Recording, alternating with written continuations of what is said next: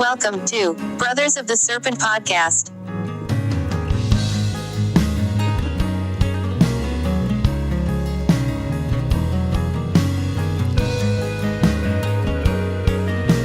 And welcome back, ladies and gentlemen, boys and girls, angels and demons and monsters and serpents and skerptards and radio personalities and audio fiction podcasters and everybody else. Adamu. Nefas. I am flanneled out today. Yeah. Wearing my white flannel. I'm all camo. Camo. We just look like a bunch of regular rednecks. That's right. Just rednecks in a cube out in the woods doing a podcast about aliens.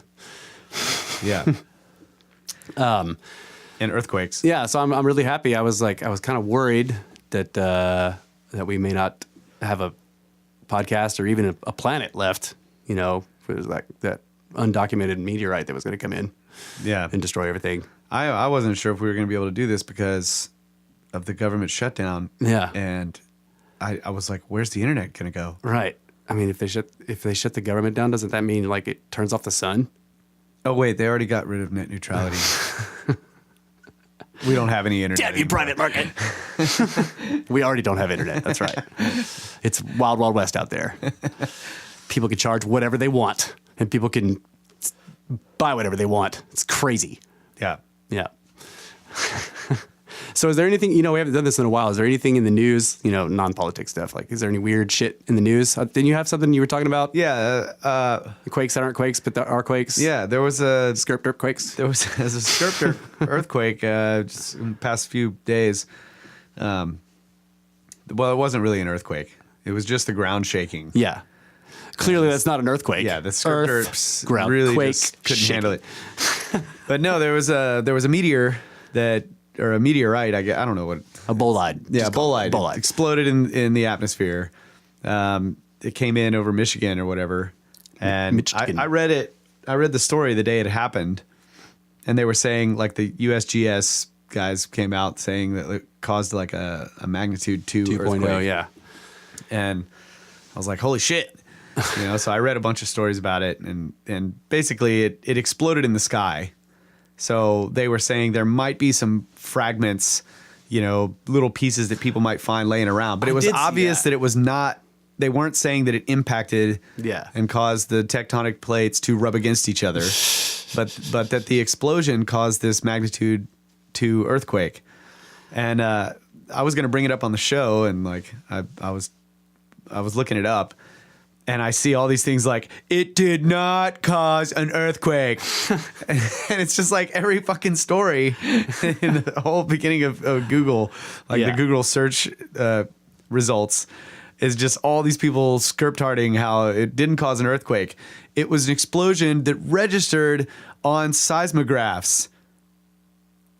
It was not an earthquake. And seismographs measure the ground shaking. shaking. I'm just like, Jesus. Which is earth quaking. Yeah, so they're like, it wasn't tectonic. It wasn't due to tectonic plates rubbing against each other. Yeah. So therefore, it's not an earth. No one said quake. that. Yeah. And so then they came out and like corrected. They were like, well, correction, or I don't know. Like, yeah, What? It wasn't an earthquake, but it registered on the seismographs, the Richter scale of 2.0. Yeah. And I'm just like, look. This to me is just fucking bullshit. Like the reason why the story was impacting me the way it did, no pun intended, I didn't even do is that. because it's like right in the middle or right before all this government shutdown shit, when everybody's freaking out about that. It's like, and the global warming stuff, and we've been over all that. Yeah. It's like man is the greatest danger to the planet, blah, blah, blah. And then meanwhile, this fucking thing that nobody knew was coming. Yeah. Even though all of the fucking government was still running and looking for them. They didn't know it was coming. NASA says that we found 90% of them. Yeah. Right. So if the 10% left that we haven't found is like thousands of times more than the 90% that we have found, then we're doing okay. Yeah. And they've been saying 90% for like the past 10 years. So I'm just like, you guys are clearly lying. It's bureaucratic bullshit. But really, it was like this is before the shutdown and all of the stupid scare tactics. It was obvious that like when this happened, the thing that I thought of immediately was like this maybe this will kind of wake some people up. Yeah. To like, okay, maybe we're not the greatest danger to the planet right now. Us driving our SUVs and shit. Yeah. You know, it was just a thought, but that's what I think. I'm like, yeah, okay, we didn't see this thing. We've got all these freaking eyes looking into space trying to find them. This one rolled in and exploded and caused a 2.0 vibration in tectonic plates that is not an earthquake. Yeah, 2.0 is shaking on the Richter scale. Yeah. Of non-earthquaking shaking. Right, of the ground. Yeah. 2.0. Which the ground consists of a tectonic plate. Non-earthquake ground shaking. Right. Non-tectonic plate rubbing against other tectonic plate, but tectonic plate moving, ground shaking, causing seismographs to shake and register as they would register a 2.0 earthquake if tectonic plates were moving and causing that. Yeah. Which really, it's like, okay. Right. So the word earthquake means earth shaking, but they think the word earthquake means like deep tectonic movements. Okay. Right. Well, that begs the question. Okay, maybe that's the wrong phrase, but still, the question is, they think an earthquake is caused by a fault line or something having to do with another tectonic plate and this tectonic plate, like two different tectonic plates. Right. How do they know that every single time an earthquake happens, it's caused by two of them? I mean, technically, if one of them is fucking vibrating, then it's rubbing against the other ones. Right. Yep. That's right. Like, this is ridiculous. Like, yeah. So I agree. They're trying to say that the definition of an earthquake now is two tectonic plates rubbing against each other. Right. Well, I mean, can it be like an upwelling of like magma material in the mantle that hits? Right. Well, there was like some volcanic activity that was causing, quote unquote earthquakes. But are those not earthquakes? Because they're still not in the same tectonic. That's right. This is fucking stupid. But the anyway, that was really so annoying. you're talking about like when magma injects into a magma chamber of a volcano. There's like a huge earthquake when that happens, and like that's a pretty good. Yeah. That's a pretty clear sign that the volcano is about to go off. So we know, but it's not perhaps that the cause of that one is magma moving. Yeah, but other earthquakes we don't necessarily know the cause of, right? But it's assumed that these tectonic plates are shifting. Well, maybe there's something causing them to shift, and this goes back to like when I was originally starting to think about certain things that led to the whole Sinoverse idea. It was based on frequencies of vibration that resonate things and sizes. So the higher the frequency, the smaller in the shorter the wavelength. Mm-hmm. And the shorter the wavelength, the smaller the stuff that it will resonate, that has a harmonic resonance at that wavelength. So like an opera lady singing at a wine glass causes a wine glass to have a wine glass quake. Right. But the source of the wine glass quake is audio, is sound voice. Waves hitting the glass, right? Bouncing against the glass at a frequency that is the resonant frequency of the glass itself. You're right. So the glass can break. But it's like all the little people on the glass that are worried about glass warming and shit, because they're going to warm up the glass and it's going to melt and everything. Stop driving your SUV on this glass. Yeah, the next thing they know, like the glass starts vibrating and they're like, no, it's not a glass vibration. Yeah. It's sound waves. Right. It's sound waves hitting the glass. Yeah. Okay, fucking A. That's it's right. fucking vibrating the glass. Great point. But when it all comes down to waves anyway. Right. So moving on, I was thinking, I started thinking about lower and lower pitches, deeper and deeper tones that have longer and longer wavelengths. And, when you get into like subsonic sound and like seismic vibrations. Schumann resonance. Seismic vibrations are huge. They're very extremely low, lower than audible, like we can't hear them. Sound waves, basically. Or vibrations. It doesn't have to be sound waves. It can be, whatever. I don't want to get into the definition of that. No, like basically you get low enough in frequency then you can start resonating things like tectonic plates. So Absolutely. if there's some tone or some resonant frequency coming from anywhere that is high enough amplitude to start, and it matches in some way a harmonic or a cymatic portion of a tectonic plate, it can get that thing moving. And then if that thing moves and it's divided equally amongst the entire tectonic plate, the whole fucking plate starts moving. Right. Like a drum head. And it's floating on top of a gelatinous liquid or whatever, so it could bounce, Right. So that, to me, the tectonic plate vibrating is an earthquake. Like, that's what I thought it was. Right. And so it doesn't matter what the source of the energy is, as long as it's transduced into the tectonic plate moving. Right. That's an earthquake. I absolutely agree. I think what they were this is what I thought initially. I thought that what they were trying to say is like this bolide exploding in the air did not cause a tectonic shift. Like, in other words, it didn't cause like this like a fault shift. That's what I'm saying. Like they could have. Instead, they said it wasn't an earthquake. It didn't cause an earthquake. They're trying to say, no, it's not an earthquake because that means like fault lines are shifting on each other. Well, no, it's not what it means. It's not necessarily what it means.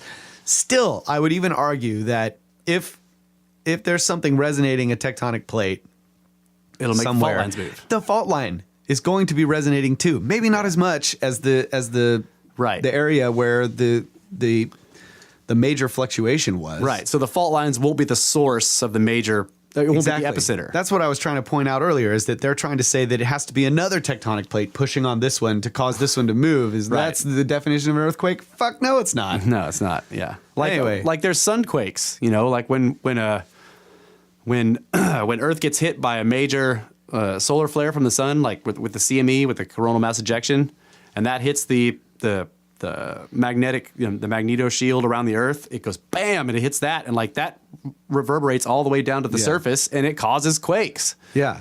It's like sunquakes, but you can see how the magnetic field would obviously transfer that energy. If it's getting hit by something, bam, then what's it being generated by? The ground. Yeah. So that idea initially led me to this other idea that is like, well, we don't really know.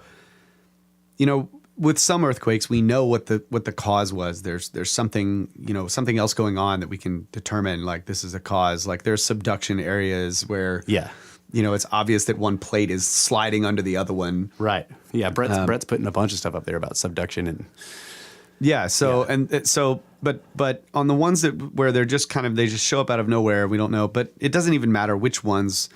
Observable or not. Yeah. The idea was that if you have a vibration of the right frequency and a high enough amplitude, and for a long enough duration, technically you could get, if it was hitting a tectonic plate somewhere, it could get it moving, right? And so it occurred to me that it's possible that some earthquakes are not, their cause is not terrestrial. Oh yeah, yeah. Right. Because we don't understand gravity either, right? But we do know that there are gravitational fluctuations and stuff. Yeah. So that there could be anomalies going on or phenomena that cause earthquakes that are coming from outer space, right? I know that like planetary alignments in the solar system, where basically like you end up with like several large planets aligned up with Earth, and where Earth is in the line, we end up having more earthquakes and stuff like that during those periods. Because like obviously like there's a sort of a focus of gravity or something. Right. And the moon, we've seen this with the moon too, where it's pulling. Yeah. It's pulling on the Earth and keeping it from being spherical. So yeah, these things have effects on the plate. Now, I don't know. It's just that whole fucking story brought me up to like all these other ideas. What do you think about the MohoRobic discontinuity? The place where the crust comes down and then it meets the mantle, and they thought that, like initially the theory was that it was going to be that it would sort of slowly change from solid to liquid. Instead, they found like a sharp shift. I think we kind of touched on this where you said, well, that's a phase change. Like there's a phase shift there or whatever. Like the temperature rises and rises and rises, and like all of a sudden it's bam, all liquid after that. And you said it was like a crystalline phase shift or whatever. Didn't you say that? Because I was talking about, I was like, what Sounds is it? familiar. Yeah.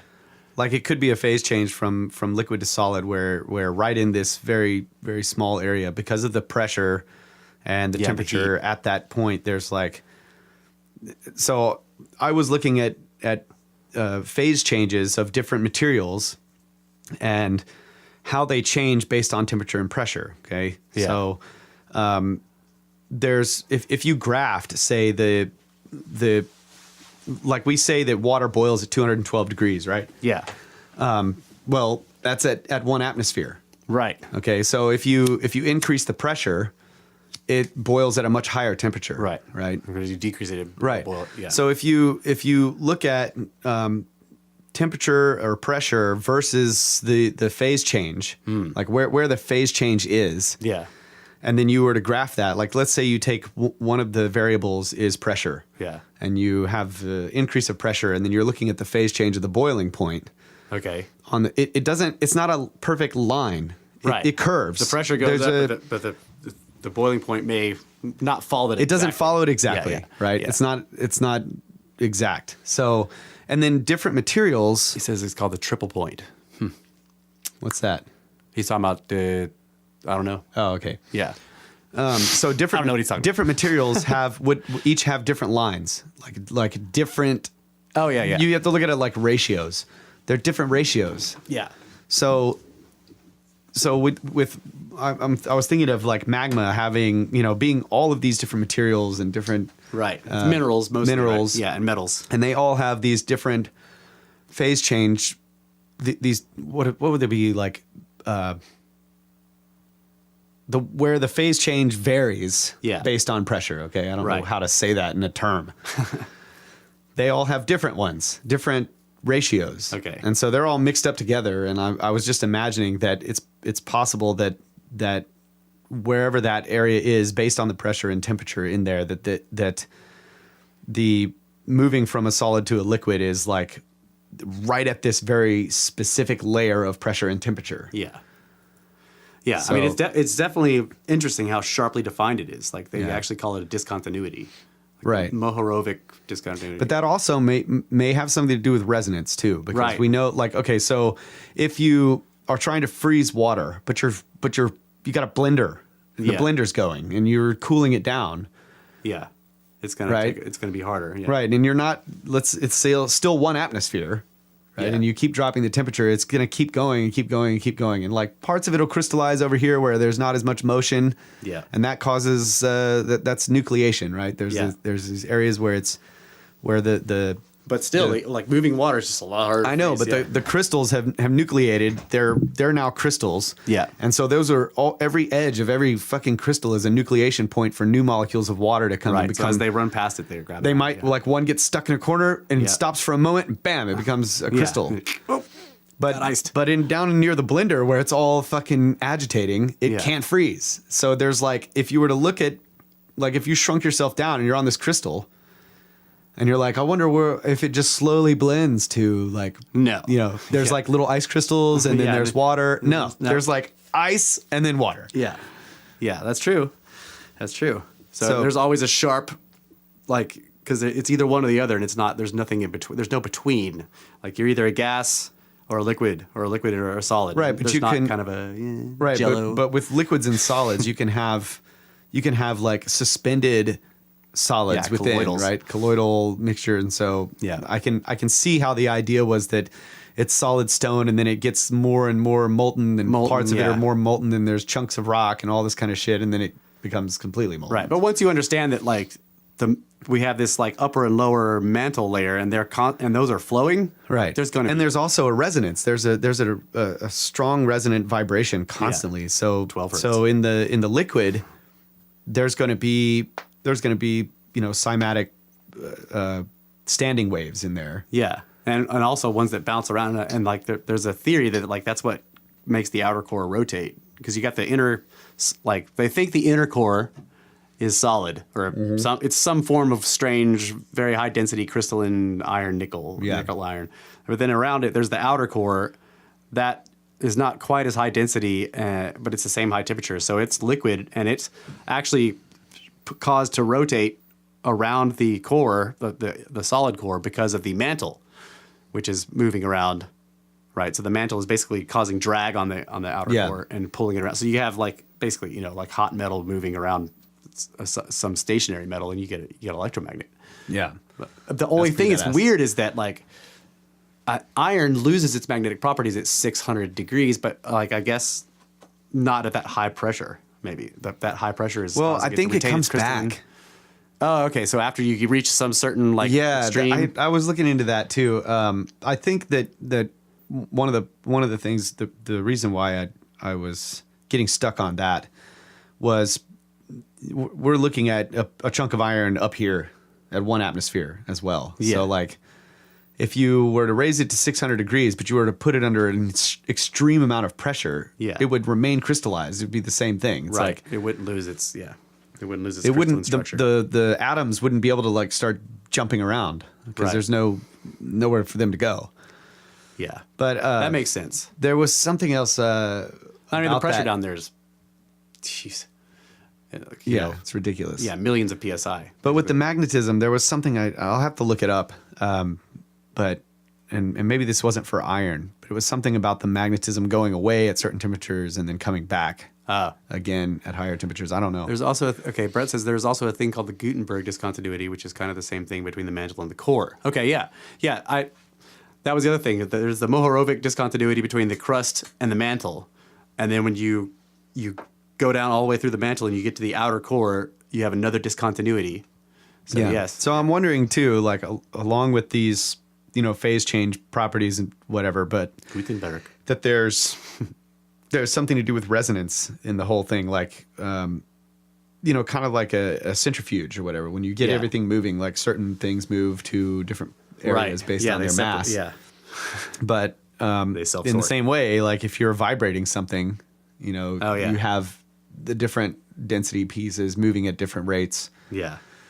So it'd be interesting if the discontinuity, like the sharp discontinuity, had to do with a combination of those, like. I see. Yeah. Yeah, that's cool. The vibrations, or maybe I think there's multiple different frequencies of vibration of the Earth. Like there's the main one where they're like, oh yeah, it's vibrating at like 6.66666 hertz. Yeah, I don't remember what it's it is. 12 exactly. hertz. Schumann resonance. It's not 12. It's somewhere around 6 and 7, I think. I thought it was 12, and half of that was 6, but maybe I'm wrong. I thought it was 12 too, but if you think the Earth is flat, it's 12. Yeah. I'm sure the official show observer will find that number for us. Yeah. What's the Schumann resonance show observer? Schumann. We're probably both wrong. UMNNA and then MNN. Schumann. Speaking of flat earthers, one of our listeners. How do you have earthquakes? Yeah. How do you have earthquakes, flat earthers? I'm just kidding. It's easy. I want to ask flat earthers, like, what about the other planets? Are they flat? Yes, and all their discs are facing ours. Right. Saturn is no matter where you are on our disc. Flat disc with a ring. Wait. No matter where you are on our disc, all the other discs are facing directly at us. Jupiter is a flat disc with a great storm on it that sometimes is not on it. Even when you're around on the other side of our disc, all the other discs are still facing ours. Yeah. That's checkmate, flat earthers. What about the other planets?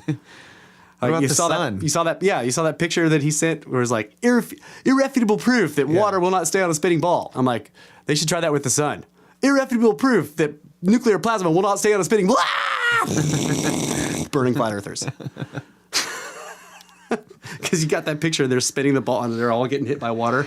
It's like, yeah. What's that picture you sent me with the disc and it's got like, the light is shining only on half of it? Oh, yeah. It's like the dividing line of light and day is like perfect. Yeah. This perfect line. Yeah. How did they do that? Yeah. You see the one that he sent where it's like the picture that NASA doesn't want you to see? It's a giant turtle with the flat earth on top. That's what I'm talking about. Yeah. And the flat earth on top has this perfect dividing line of light day and night. Yeah. On the middle of the flat disc. Yeah. How the fuck did you do that? How did you do that? I was There's like a mountain range in the middle too, and it's just the line goes right over it. You see what the structure is holding the It's thing elephants standing on a turtle's back. Yeah, elephants on a turtle's back. Turtles all the way down. Yeah, it was pretty good. Okay. You're still not getting us the Schumann resonance, damn it. Yeah, Or residence. Come on, show observer. Resonance. Schumann resonance. 7.84. But yeah, anyway, the next time some skerpderp tells you that something that measures on a seismograph on the Richter scale isn't the earthquaking, just tell him, just walk away. Just be like, ugh. Ugh. I don't know. I think words mean things, and it's important. Like earthquake means what it means. It doesn't matter. Shaking earth. The bottom line is, it doesn't matter where the source of the vibration or the energy came from. Right. If it's shaking a tectonic plate, it's an earthquake. Yeah. And in order for a seismograph to move, the earth has to shake. So that's right. The tectonic plate has to be moving.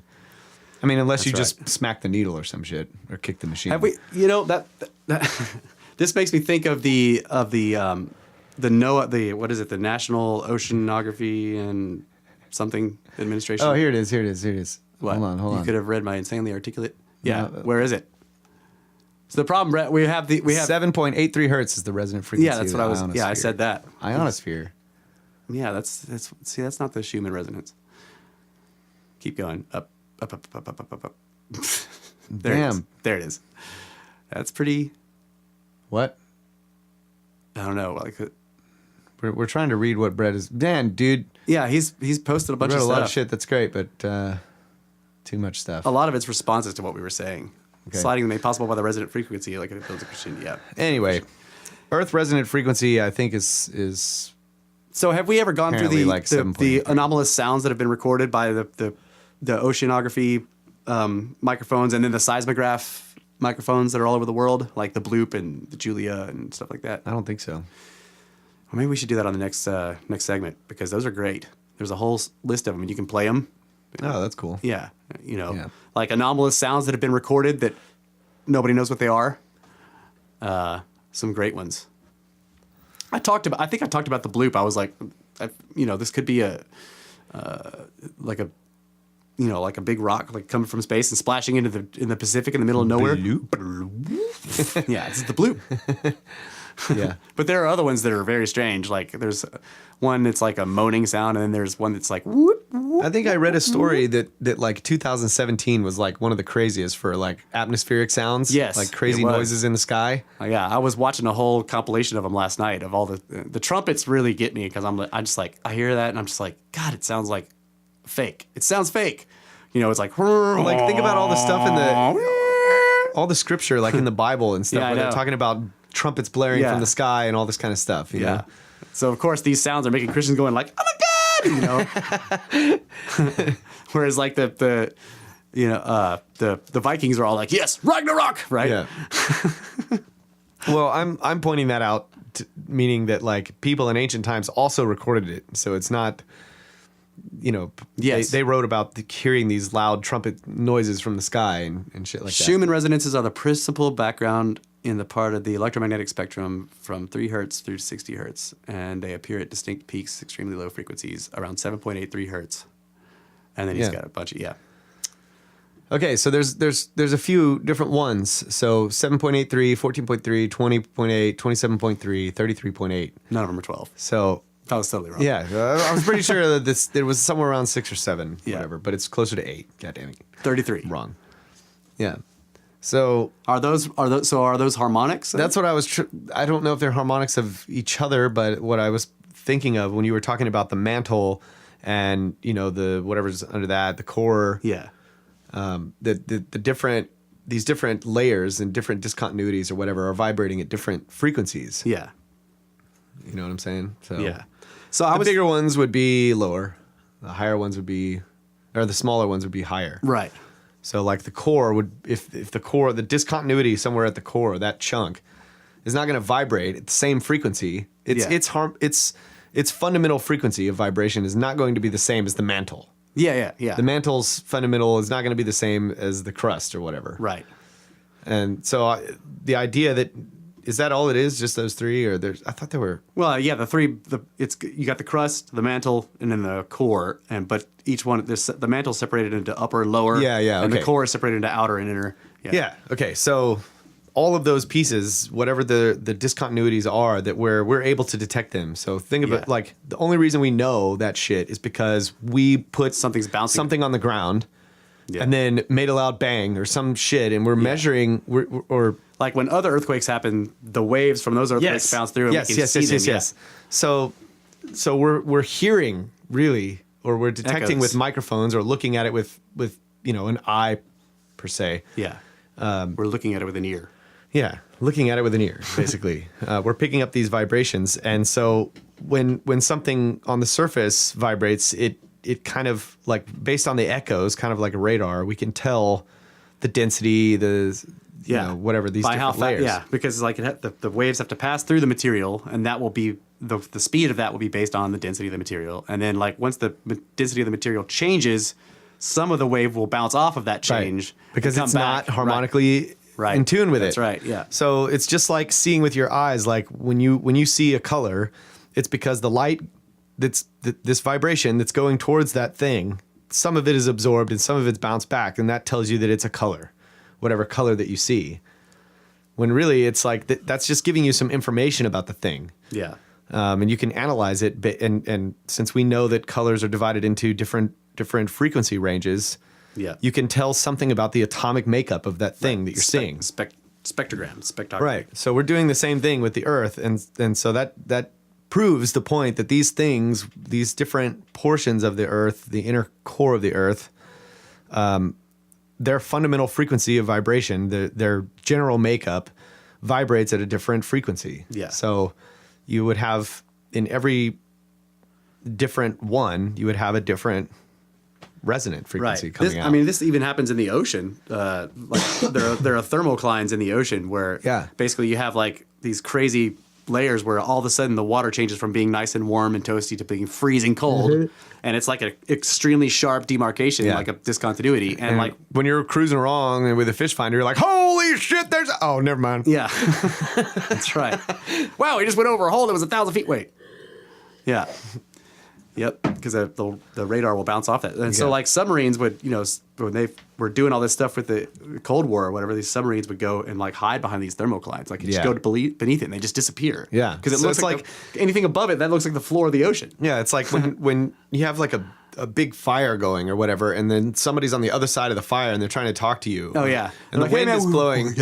Yeah, the wind is blowing and it's moving the flames in the way of the sound waves coming at you. It just fucks them all up. The sound waves get thrown up into the air, yeah. And it's mainly the high frequency sound waves, right? The smaller ones, the shorter wavelength. When we were working out there burning on that property, you would drive the machine behind a fire, and I would hear, yep, it almost goes away, yeah. Yeah, it just almost disappears. The machines are loud, and that fire would be gone. Submarine operators, they knew what they were doing. Yep. All right, we got to take a snake break. That's right. Time is up, snakes. We're trying this new timer thing out because we're so terrible about that. I forgot to start it, of course. Of course. It didn't even start. So I started looking at this original timer. Anyway, we'll try it again next time. Yeah, basically this timer, when it gets to a certain amount, like it pops this giant window that says, time's up, snakes. So that didn't happen, but we're saying it. Time's up, snakes. Snakes. Snakes.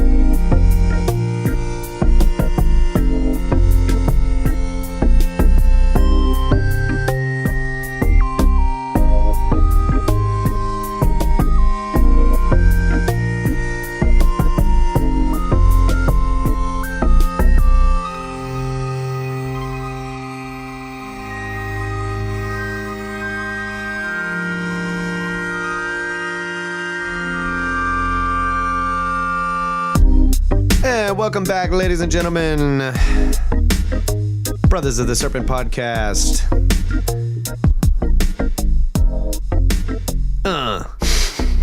weeks. Hailing from the 10 by 10 by 10 tangent Cubas Science, we're talking about skerptards again. And fucking up a stupid story, which actually was a really cool story about a bolide, an exploding meteor causing an earthquake. Yeah, and they're just mad because basically what I was trying to get to real quick is that this all happened before the government shutdown, right? And then the government shutdown happens, and then we get these news stories where it's like, oh my God, what about we might get hit by an undocumented meteor? Yeah. And I was like, well, those meteors need a path out of the shadows. Yeah. You know, or there needs to be a wall to stop them from getting here. But anyway, the point was, like, I was thinking those news stories obviously come on the tail of this other occurrence, which now is being skerpderped. Right. Into where that's not a big deal, of course, right? Because I was thinking, dude, this ought to wake some people up, you know? Yeah. No, that's not a big deal. It's not a real earthquake. And then, oh my God, the government's shut down. What if we didn't see it? Well, you didn't see that one. Right. And when the government was wasn't on. shut down. The government was turned on and you didn't see that one. Now it's turned off and you're like, oh my God, I might not see one. But that one that you didn't see, you're like, no big deal. It's not a big deal. It's not a problem. But right now, oh my God, we might get hit by one that we can't see. Like, don't they know that almost all near-Earth objects that are a danger to are found by amateurs? Not NASA government doesn't find them. They put them in their register, like in the catalog, but they're found by amateurs. Don't you know that they don't know that? I should know that. I should totally know that. It's the point is that they probably do know all that. Yeah. And they're just using it. Well, yeah. I'm talking about the... Yeah, I know. You know, the people are like, it's not an earthquake. Yeah, you're right. That reminds me, though. Do you think I should... I read to you that series of comments where that dude just like really hates on me. Yeah. Do you think we should go through that? Yeah, I was gonna say you should bring that up. Yeah, because that was pretty intense. That's definitely one of the more intense. And you were talking about some of the Wikipedia shit. Oh yeah. So a couple of weeks ago, I wrote a post on Reddit. I think I talked about this in one of the shows, but I posted on Reddit about paradoxical undressing because. Okay, so there's a subreddit on Reddit. There's a 411 missing 411 subreddit, and they talk about, basically we talk about the newest cases and what's happening, and people put theories in there. And I see all the time in there that people are, like, well, that's paradoxical undressing and blah, blah, blah, and they move on. And I'm just like, no, it's not. So I finally made a post where I just kind of outlined it very specifically, like, this is what happens. This is how it works. This is why this is not what we're seeing here. And almost everybody that responded was very positive, but this one guy was really mad for some reason. I mean, like, he was really mad. Let's see. Yeah, but okay. So when you were posting your original post, you were describing like a generic way it works. Yeah. Yeah, but you were describing the generic way that the paradoxical undressing works, right? But in contrast to the cases in 411 where those things don't apply. Right. Okay. Yeah. I mean, the post is basically like, it's called Paradoxical Undressing, what it actually is and how it actually works. And then I basically say, so the paradoxical undressing is thrown out there all the time as an explanation in all these 411 cases where they find a bunch of clothes strewn through the woods, but no body, or they find a body with no clothes or no shoe, and then paradoxical undressing is given as the explanation. I'm like, is that legitimate?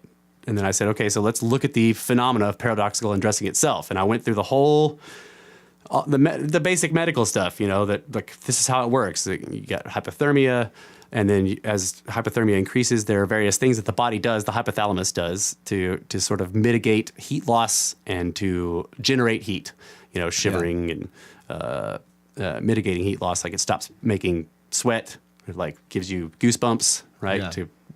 Yeah. I went through all of that, and one of the last, most drastic things that it does is called vasoconstriction, which is where it starts to close off.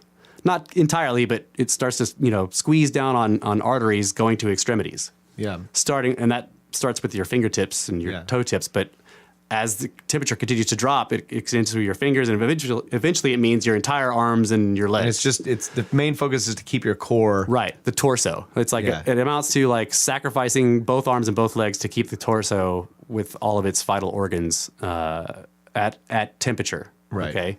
So once it's gotten to that point, if the body temperature continues to drop, at some point, the hypothalamus gives up. It just Right. stops trying. Which means you get a rush of blood to all your Hot blood. extremities. Yeah. So your arms, so you get hot blood rushing through your arms and legs or whatever, and that can cause a sensation, especially at this point where the person's core temp is like drastically lower than it should be, which means that they're not in their right mind. So Yeah. like just like a fever where you get a much higher temperature and you kind of go crazy and you have hallucinations and shit's weird.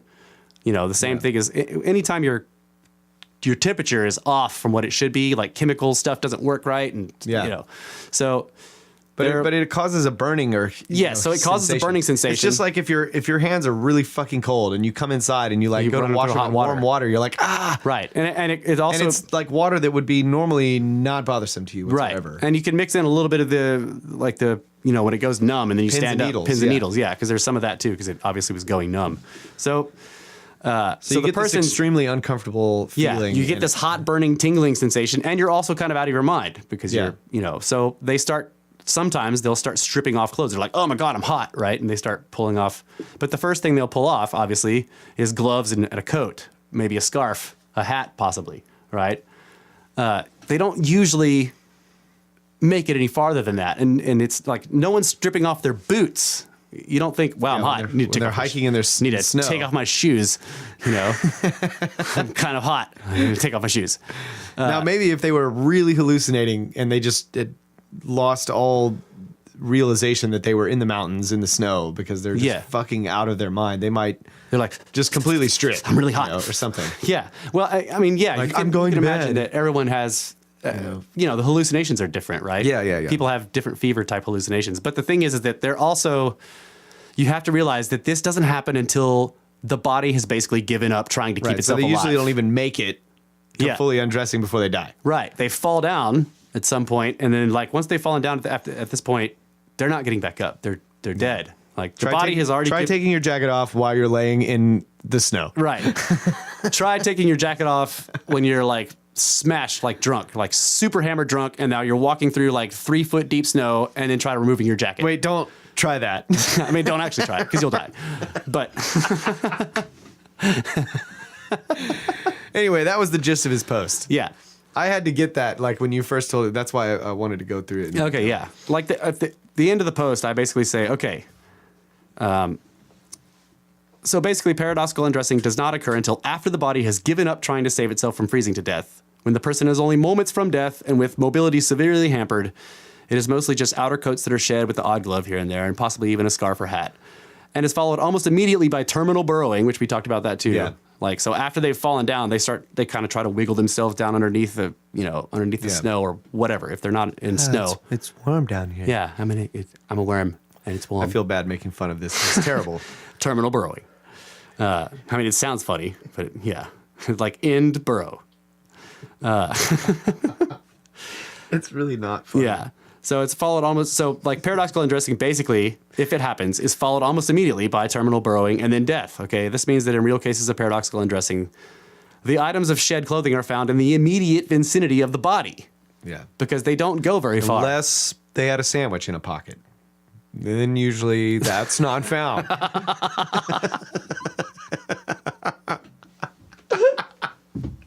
Or it's found very far away from the body, and usually it's torn near the sandwich. Russ. Should have put that in there. Could be true. I was just talking about. But in usually that's general. accompanied by tracks. That's right. Someone stole my fucking sandwich. So I ended it with, I'm sure I don't have to explain to you all that this does not match what we see in the 401 cases. I'm tired of seeing this thrown around as an explanation, which is why I wrote this post. I'm perfectly aware this won't stop the chronic dismissers from hand-waving trails of shed gear and clothing as paradoxical undressing, but maybe it will provide some of you with the ammunition to shoot them down. Okay, so I got lots of great comments on this. And then I got one that was not a great comment, but it was only one. But this guy says, people who have succumbed to the cold while climbing Mount Everest have been found with some of their clothing folded and laying at their feet. Hell, hunters who find clothing in the woods often fold it neatly and put it on a rock or log so that it can be found by someone if they return looking for it. There are eyewitnesses of accounts of climbers on Everest starting to remove their clothes even though death was not just a few minutes away. Interestingly, Paulides has claimed that this does not even occur on Everest, something that can be proven wrong with a brief Google search. There are a wide range of factors that can result in a wide range of behaviors among people in cold environments. The info above is trying to apply a one-size-fits-all model to a complex phenomenon. I would suggest reading some of the published scientific research on paradoxical undressing rather than relying on Wikipedia, which I didn't. Also a good idea to talk to search and rescue people who have years of experience dealing directly with multiple cases of this rather than relying on second or third hand information, blah, blah, blah, blah. Okay, so I said, I know about the bodies on Everest. Some of them have nicknames based on the aspects of their clothes, like green boots. And of course, there's Rainbow Valley just below the summit, strewn with corpses in brightly colored cold weather gear. I have not heard or read anywhere that any of the 200 plus Everest corpses have shed any of their clothing, or that clothing has been found on the mountain folded or not. There's discarded gear like empty oxygen bottles, but that's normal. As for hunters finding discarded clothing in the woods and folding it and putting it where it can be seen, so what? What matters is how those clothes got out there, not whether a hunter found them and folded them. I have seen pictures taken by an elk hunter of a shirt, pants, socks, and shoes laid out on the ground as if the person wearing them had laid down flat on their back and then disappeared, leaving the clothes behind. Nearby was an old wallet with various bits of paper scattered around it, remnants of photos, business cards, and cash. All had clearly been out there in the woods for years. Another picture by an elk hunter of a big tree stump covered in and surrounded by what looked like hundreds of pairs of shoes of every kind, size, and style. Hand wave all you want. What? Creepy. Yeah. Hand wave all you want. Make up stories to tell yourself if you want to, but it doesn't matter. There are clearly defined physiological reasons for paradoxical undressing that make it untenable as an explanation for what is seen in the 411 cases. So then he says, if you're ignorant of examples of paradoxical undressing on Everest, then I would suggest a bit more background reading if you want to have a chance of being taken seriously. Not just in terms of Everest, but in everything. Google, especially Google Scholar, is your friend. Check it out, or not, and continue to the path that leads you to conclude that the underground humanoid lizard people took the shoes off those people because they were afraid of the germs on them. I said, underground and humanoid lizard people. I've been talking about the medical science behind paradoxical undressing. The only one bringing up lizard people is you. You'll just have to accept that I do not give a flying fuck if people like you take me seriously or not. So then this is the post where he just really unloads it. He's like, so let me guess. If it's not lizard people, it's eventually going to be UFOs or time portals that suck people into these quick freeze parallel dimensions. I don't give a damn about you either, since you're ignorant of paradoxical undressing on Everest. And are obviously too lazy or stupid to actually look into it. Let me repeat, Wikipedia is not the ultimate source on medical science or any other topic. That's why high school students get dinged at school for using Wikipedia as a source on term papers. As an adult, not sure that you are one, you start to lose credibility the instant you even mention Wikipedia. Just trying to help others who read this to avoid falling down your rabbit hole. In fact, anyone reading this who has an IQ above room temperature and is actually interested in an objective discussion on the topic, just drop me a private message and I can set you up with some readings. In an ideal world, I could just post it here, but I now realize that everything I post here, even if it was written by the dean of the Harvard Medical School, is just going to stoke this tard up more, and I don't have the time or inclination to waste time trying to fix this particular brand of stupid. Oh my God. So I was like, come on, man, tell me how you really feel. He never responded to that. I was just like, I'm sure this is pointless, but I'll try anyway. I don't know what's happening. I haven't got the slightest clue. Aliens, Sasquatch, reptilians, Lemurians, etc. aren't answers because I don't know what any of those things are either, or even if any of those things are actually a thing. You said, let me guess, as if anyone could stop you. Why would you ask for the truth when your guesses are so supportive of your preconceived ideas? One thing is for sure, you have definitely proved that you can kick some serious straw man ass. And you are definitely smarter than those straw men too. They're so fucking dumb. Have fun with that. But yeah, that's probably one of the most scathing responses I've ever gotten. That dude was harsh. It was funny though, because he wasn't really talking to me. But he's like, because you don't know about the Mount Everest paradoxical undressing. Yeah, I don't even care about you. I don't even care about you. Yeah, that's pretty funny. Yeah, I didn't know about that either. So what? He doesn't care about me either. Well, I still don't know about it because despite what he said. But that's really easy to find on Google, bro. Yeah, I know. Google Scholar is your friend. Yeah. It's your friend. The reason he kept going off about Wikipedia is because up somewhere in the thread, somebody said, well, what's your source on this? And I said, the basic information you can find on Wikipedia. Wikipedia has further sources that are really great. I also talked to a friend who was an EMT and, I found others, so he's like, oh my God, Wikipedia, Yeah. And I'm like, that's not that's not the main source, but whatever. It doesn't matter. There are like 4 or 5 different people in the thread themselves that are like, I am an EMT, can confirm, doctor can confirm, you know? Yeah. So it doesn't matter. But this is the point. Like, that dude was talking about Everest. I wasn't talking about Everest. What happens on Everest doesn't matter because those aren't 411 cases. Yeah. We kind of went through this, right? Like, he was trying to distract me. You know, like whatever he was saying about Everest, it doesn't matter to me whether he's right and those things happen there or not. It doesn't matter because what I'm saying is here's the physiological thing that takes place. It's so far away from what we see in the 411 cases that it doesn't apply at all. It doesn't matter what happens on Everest. Yeah. Well, I mean, it's worth comparing it to try to narrow down what did happen, but it doesn't appear to be what happened. Right. Well, I have done lots of research on Everest because I know that Everest is covered in bodies. So I've gone and done a lot of research on them. Like, what are their names? What do they look? What are the circumstances of their death? I've never seen any of them without clothes. I mean, they're all wearing all their gear. I don't know what he's talking about. There's the area though that has like all the clothes. Yeah, called Rainbow Valley. Yeah. But their bodies are down there. Yeah. Yeah, the bodies are in the clothes. Like, Yeah. There was one story I found of paradoxical undressing where the person actually stripped almost completely naked. At least that's what the story claimed. But basically, it was like the guy, his car ran out of gas or something like that, and or it got stuck. I don't know. But he basically got out and he went to walk to the nearest gas station or whatever to help his family. His like wife and kid were in the car. Okay, so he got out and walked through this incredible cold, and they found him a couple of days later, like frozen to death in his underwear, curled up on the ground, and all of his clothes were like only feet from him. Okay, so that's basically what I was trying to say. Is like what I'm saying is that if it's real paradoxical undressing, the corpse will be close to the clothes because unless there was a sandwich. Right. Like they may have taken there's a sandwich. They may have taken their clothes off for some other reason, but it isn't paradoxical undressing unless they're already almost dead. Yeah, so Brett's saying they would have like 20 to 90 seconds max before death, 15 to 30 before they pass out. Right. Okay, yeah, he's got a bunch of stuff on here. Yeah. He says it is a one-size-fits-all thing. Low blood perfusion to the organs is called shock. Terminal hypothermia is the result of decompensated distributive shock. The body gives up and the pressure drops drastically. They would lose pressure to the brain and pass out, then die.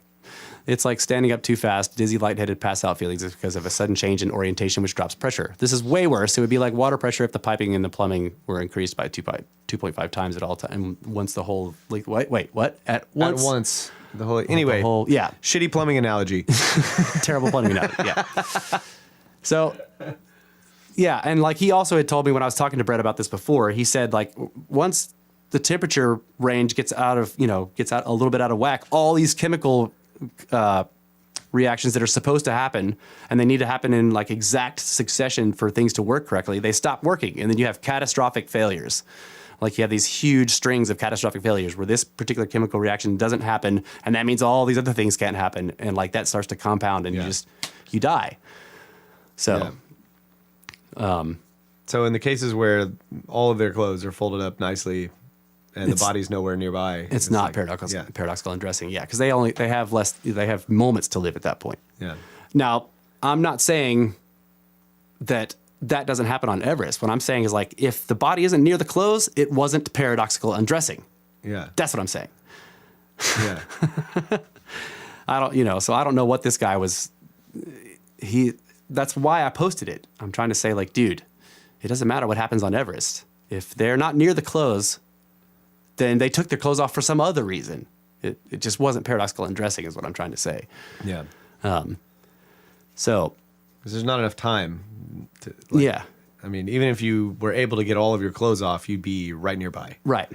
And there's going to be a clearly marked trail through the snow where you're like, and then you burrow or whatever. So you just got to love skerptards, man. But really, like, if you're in like serious cold weather gear, it's hard to take off your clothes. Right. It's kind Especially of like your your Velcroed, pants. strapped and buttoned and yeah. Like in order to take off your boots, you really got to sit down. You know? Right. And once you sit down, that's it. Right. You sit down, you start taking off your boots, and you're bundled up in all this stuff, so it's already hard to like get down there. Yeah. Take off your boots, and your hands are cold. Right. So you got to take off your gloves, take off your boots. Yep. And you're trying to untie knots and shit, and it's like fucking, you're dead. Yeah. So yeah, he took off his gloves. And Right. his laces are undone on one boot. Yeah. Yeah. Or he's got like one arm out of the jacket. Right. And then he was still trying to walk, and he didn't have enough coordination to do that because he's all high, he's feverish, so he falls. Right. Yeah. And then he's laying on the ground and he's like, oh, gotta get this jacket off. But I mean, you can't take your fucking pants off without taking your boots off. That's what I'm getting at. Right. So if it's paradoxical undressing, like you were talking about, and Yeah. you're at that point where your body is just given up trying to keep you warm, and Yeah. all of your extremities are practically numb, you're probably not walking Right. Yeah. already. Right. So You might be, but Yeah. but to the idea that you would then take your gloves off and sit down and take your boots off and then get your pants off. well, and I was pointing this out to people too. Like I've been out in the cold where I'm like, man, I kind of got overheated, so I take off my outer coat, right? I don't throw it away. You unzip it, yeah. I don't throw it away because I'm not retarded and I know that like I'm gonna cool off and I'm gonna need it again.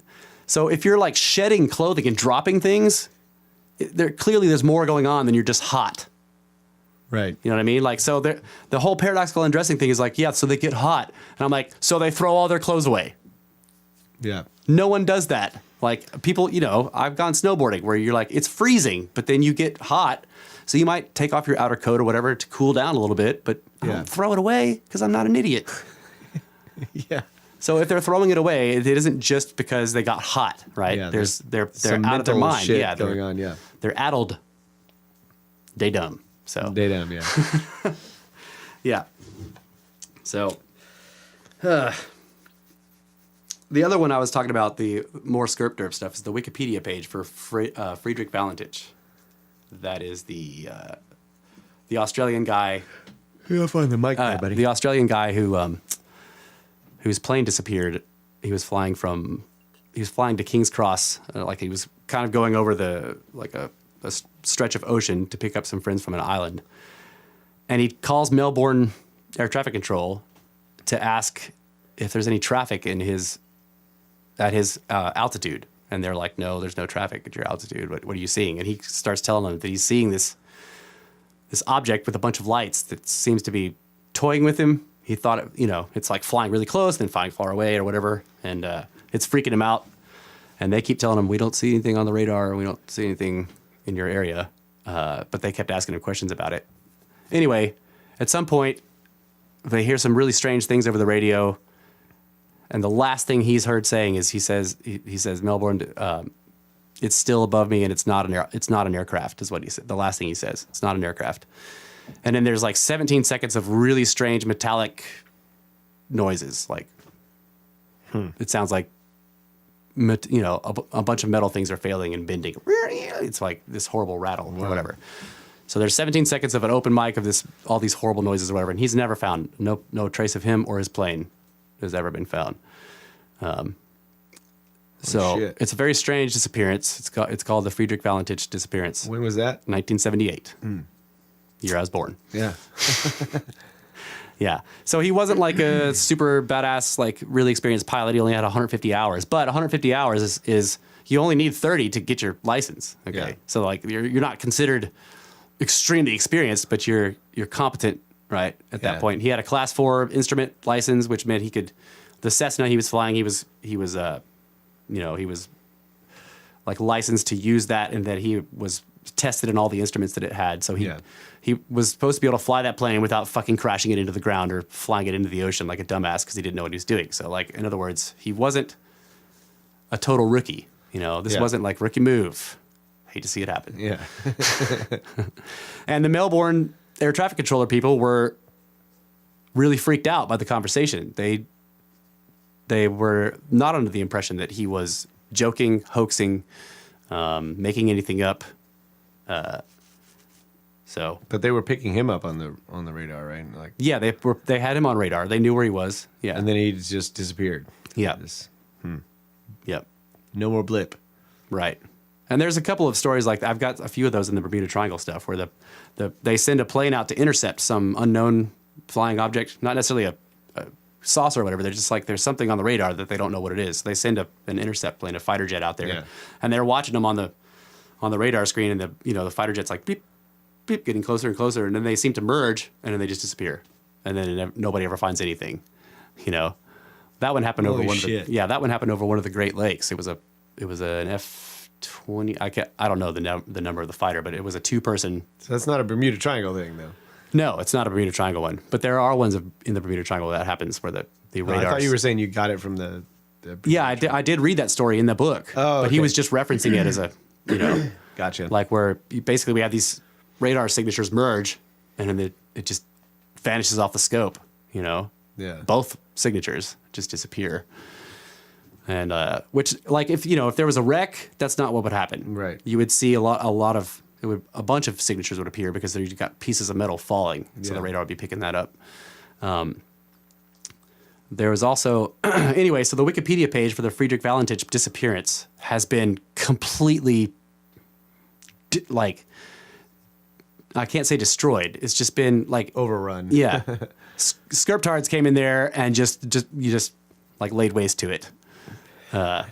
Like I saw some of the historical pages of it where what it was like in 2012 or 2010 or whatever, and it was really good, very long. Everything was cited, had information from both sides. Like skerpderps think it's like he was flying upside down, and the thing he thought was a UFO was actually Venus or Mars and Jupiter.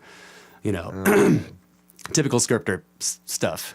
Like he was flying upside down, so he flew into the ocean, and he didn't know it, and he was spiraling, and so the thing that he thought was spinning above him was really just Mars and Jupiter and Venus, and they were going around because he was spiraling down into the ocean. And he was a UFO enthusiast, so that totally discredits anything he has to say about anything ever, especially about UFOs. I mean, that's one of the first things you see in the latest article. It starts out as like Friedrich Valentino disappeared, blah blah blah.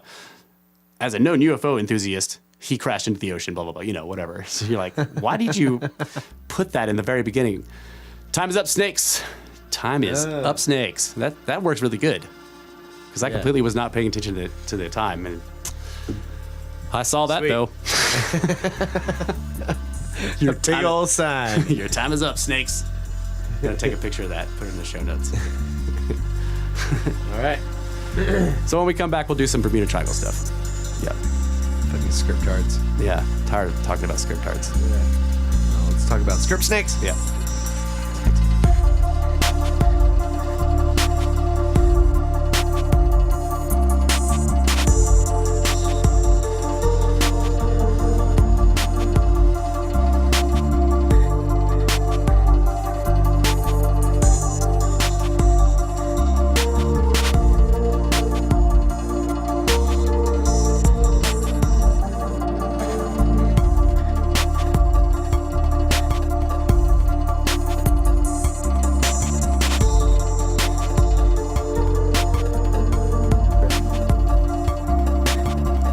And with half our pyramids tied behind our backs just to make it square, this is Brothers of the Serpent podcast coming to you in the second hour, third segment of the show. This is show number 32. Yeah. That's right, 32. Next show is going to be 33. Holy shit. It's going to be some crazy shit on that show. It's going to be a secret show. Secret show. So I wanted to. We were looking at these anomalous sounds, but maybe we'll get to that on the next show. Yeah, I'd like to be able to. That would take some queuing up. Yeah. I'd like to be able to get some of the audio, and Yeah. it's pretty late. Yeah. It is pretty late. We could got prep started late. that and do it next time. Yeah. Also, better. there's the audio of that of the plane, like the audio of the conversation. Not Friedrich Valentino, but there was another one. I showed it to you. I asked you if you could clean it up Yeah. some, but it was like it's real staticky. Yeah. But they're basically like, well, they don't know where they are and they don't know what's going on, and then they disappear. Something is in their way. Yeah. Yeah. So we could play that too. Oh yeah, that reminds me. There was some weird information about that. Like we played the audio from the quote unquote Pentagon, fighter jets chasing the UFO video. And I haven't looked into this yet, but there was some question as to whether that was authentic.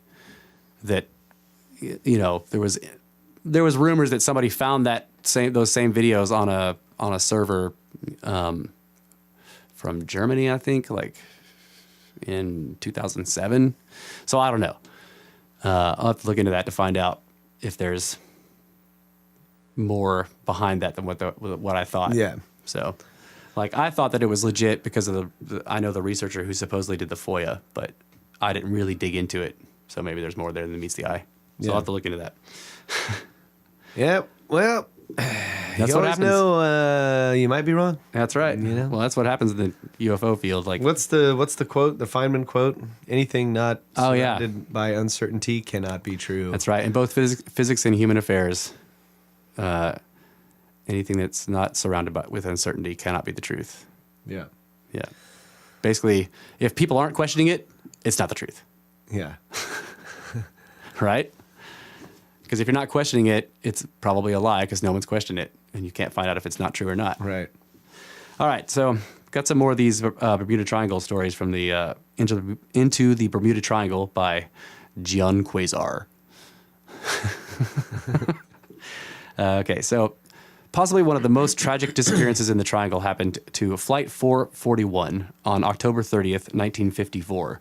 This was a huge Lockheed 4-engine Super Constellation airliner in military transport service, designated an R-7V-1. It was carrying 42 passengers, all of them family of U.S. Navy servicemen overseas. Everything indicates that the flight encountered nothing unusual. Its messages were routine from its base of Puxton River, NAS, Maryland, as far as Bermuda, where it would pass northward on its course to Lajes, Azores, where it was subsequently determined to have inexplicably disappeared by lack of radio messages thereafter. Its cargo adds another peculiar aspect to the mystery. It was carrying 5 life rafts, 111 life jackets, 46 exposure suits, pillows, and 660 paper cups. An intensive search found no bodies, no parts of the plane or cabin paneling, nor any sign of its very, very floatable cargo. Weird. The final conclusion of the Naval Board of Inquiry perhaps best summarizes what can be said of any missing airplane in the Bermuda Triangle. Quote, "It is the opinion of the board that R7V-1 Bruno 128441 did meet with a sudden and violent force that rendered the aircraft no longer airworthy and was thereby beyond the scope of human endeavor to control. The force that rendered the aircraft uncontrollable is unknown." Unquote. Why do they think that? What? Because it like What they're saying is they don't know what it was. You know? No, but I mean, why do they think that it encountered a force? Oh, because the only thing they could assume was that it was destroyed, and it must have been a catastrophic destruction. Okay. Because it, you know, like Okay. I see yeah, what this is. like the assumption it wasn't like they saw the radar just like slow Right. down to like what was that Hadouken that just went across? across the radar? They're just assuming that something did something crashed it. Yeah. Right. Yeah. The assumption is if you don't find the plane in like, you know, mostly whole or like, you know, big chunks, and then if you don't find it in very tiny chunks floating all over the place, then something incredibly drastic had to happen to it to destroy it. So Maybe it got hit by a bolide. yeah, I mean, that could be totally possible. But I think As a matter of fact, like it'd be weird that only happens over the Bermuda Triangle, though. Like, I know, but now that I think about it, that's actually that would definitely destroy a plane. yeah, like this could have happened multiple times where it's like it's flying in an area where that's far away from radar, far away Yeah. from all this stuff, and then like out over the ocean, Yeah. and this meteor comes in and just explodes and Yeah. just completely vaporizes the Yeah, and it wouldn't plane. even have to explode anywhere near the plane. It could be the meteor could blow up like the one at Chelyabinsk was 25 miles above the surface when it exploded. That's really far. No plane goes that high. I mean, the and cruising it, altitude is like it 30. like shattered windows and yeah, because it destroyed all kinds of explodes and stuff then on this the ground. shockwave is like yeah. right? So the shockwave up in the air closer to it. and Yeah. just So if there's a plane completely- there and that explosion happens and the plane they would never know. They're just flying along and suddenly this, you know, shockwave, bam, it would destroy it. Yeah. So that could totally be. And there would be, so the other thing that he really, Was there a government shutdown during that time? can you ever say that the government of Bermuda is open? Well, only the United States government. You know, when they shut down, they were That's when they were yeah. worried about not seeing Right. meteors. And That's shit. right. So obviously they weren't watching for bolides. And maybe that's what happens. We should check for correlation between government shutdowns and disappearances in Bermuda Triangle. Yeah. Clearly that's what's happening. Mystery solved. Okay, so here's another one. 5 months later, on May 27th, 1962, it's not actually 5 months later than the story I just read. A huge C-133 cargo master. So those are the enormous. You've seen the C-133s. You can drive tanks into them. Yeah. You know, they're huge planes. They don't look like they should fly, but they totally do. Yeah. Left over Delaware for the Azores again. Okay, so in this case, the bizarre nature of the disappearance was verified by radar. The pilot, James Allen Higgins, whoa. That's like our name and then the name of the guy that we just interviewed in our cousin's Figgins. Oh, yeah, that's right. He's Figgins. That's right. Had just rogered, reaching 17,000 feet altitude. Okay, so minutes afterward, at precisely 9:25 a.m., the C-133 vanished from the scope. The search, concentrating in this area, at first found nothing, but eventually a nose wheel was found and retrieved. Examination of the tire by the FBI lab revealed minute particles of aluminum, steel, plywood, and paint chips embedded into the rubber of the wheel. Okay. A pathetic cross-section, molecularly speaking, of all that the cargo master had been, along with its 50,000 pounds of cargo, consisting of crates, boxes, bags, machinery, etc. So basically there was like a scattering of molecular particles that were embedded into the rubber of the wheel that was kind of a cross-section of makeup of the plane, yeah. That's, bolide. Right. I mean, pretty much. Yeah. The lab also found a quote-unquote magnetic particle, but added that, quote, no significance is attached to the presence of this very small magnetic particle, unquote. Although they admitted they didn't know exactly what it was. Tests also concluded that no explosive material was found on the wheel. This is just one case of a huge aircraft suddenly disintegrating for no apparent reason. As a final mystery, this C-133 was carrying 85,000 pounds of fuel, most of which had not been expended yet, but no oil slicks were located on the surface of the ocean. Yeah, I think I solved the mystery, man. It's bolides. Yeah, it's all bolides. The oil slick thing that's hard to explain though. Like a bolide shockwave would not necessarily blow up fuel in tanks, but so it should end up on the ocean as big oil slicks. Yeah, unless it was like a big fireball nearby the plane. No, yeah, if it was a big fireball nearby the plane, then there would be no oil slick. But there would be a big black cloud, right? For a little while. Yeah. Okay. There's just like weird shit that happens in like catastrophic explosions and wrecks and stuff. Like I witnessed one wreck, a car wreck, where there's like a 20-foot embankment on the left of the road going up. It's like a cliffside. And there's a barbed wire fence on top running parallel with the road. And the car loses control and starts cartwheeling, I guess. Yeah. And there's like... You mean like front end to back end to front end? Yeah. It must have been. I don't know. I didn't see it. Oh, okay. Okay. I didn't see the wreck. I just saw where the car was. You saw the aftermath. Okay. Yeah, so I see the skid marks on the road. Yeah. And then I see like some bushes and shit and dirt on the it was like kind of a dirt embankment on the left. And there's areas on the dirt where obviously the car touched down. Yeah. But it's like a small area that it touched. So like a corner. Yeah, and it goes up the embankment. And then there's an area on the right side of the fence where you can see that it touched. And then the car is laying on the left side of the fence. Facing the other direction, like, the direction the car was coming from. And there's a little hole in the top of the car, and there's a bent T-post. Oh, the yeah. T-post is like slightly bent, and there's like a little hole in the top of the car where it's like it poked a hole in the car. Yeah, the car totally did a handstand on the T-post going over it. Trunk is closed, hood is closed, but the battery of the car is like way up the road. Like where the car came from, way up there. Oh, okay. The spare tire from the trunk is way down the road in the creek bed, past like all these oak trees. In the direction the car was going. Yeah. Yeah. So like the thing from the back of the car is way out in front of the car, road. and the thing from the front of the car is way behind the car. Yeah. And both trunk and hood are closed. Yeah, they're So both clearly closed and latched. Right. It's So like, they must have popped open while it was cartwheeling. Yeah. and then I don't know. Who knows? And then closed again, and just it's crazy. Yeah. That's why it's interesting you watch those. It's like the battery. Yeah. I don't know. It's like, how does the Watch those crash test dummy thing, you know, where they crash the cars in various ways in extremely slow motion, and you see that shit happening, like things opening, stuff flying out of it, and then the thing closing again, and this shit's bouncing around and whacking the dummies on the head. You know, you're like, how did I get fucking a bruise on my tip? You know, because this thing flew out of the glove box, bounced off the dash, hit you in the head, and then like went off and down the road and back into somebody else's car. Something else came out of the glove box. Yeah, right. It's crazy shit, dude. So, it's just why are there Q-tips in my nose? Yeah. I mean, I got the guitar flew out of the back of the car when the wreck we were in and broke my ankle. Like it somehow went underneath the guy who was sitting in the back seat, Ty. It like went underneath him because he was between me and the guitar, and then somehow ended up down in the footwell. Yeah, and I'm like, my ankle's cracked. Ow. Yeah, and the guitar was broken in half. Yeah. That's crazy. Yeah. All right.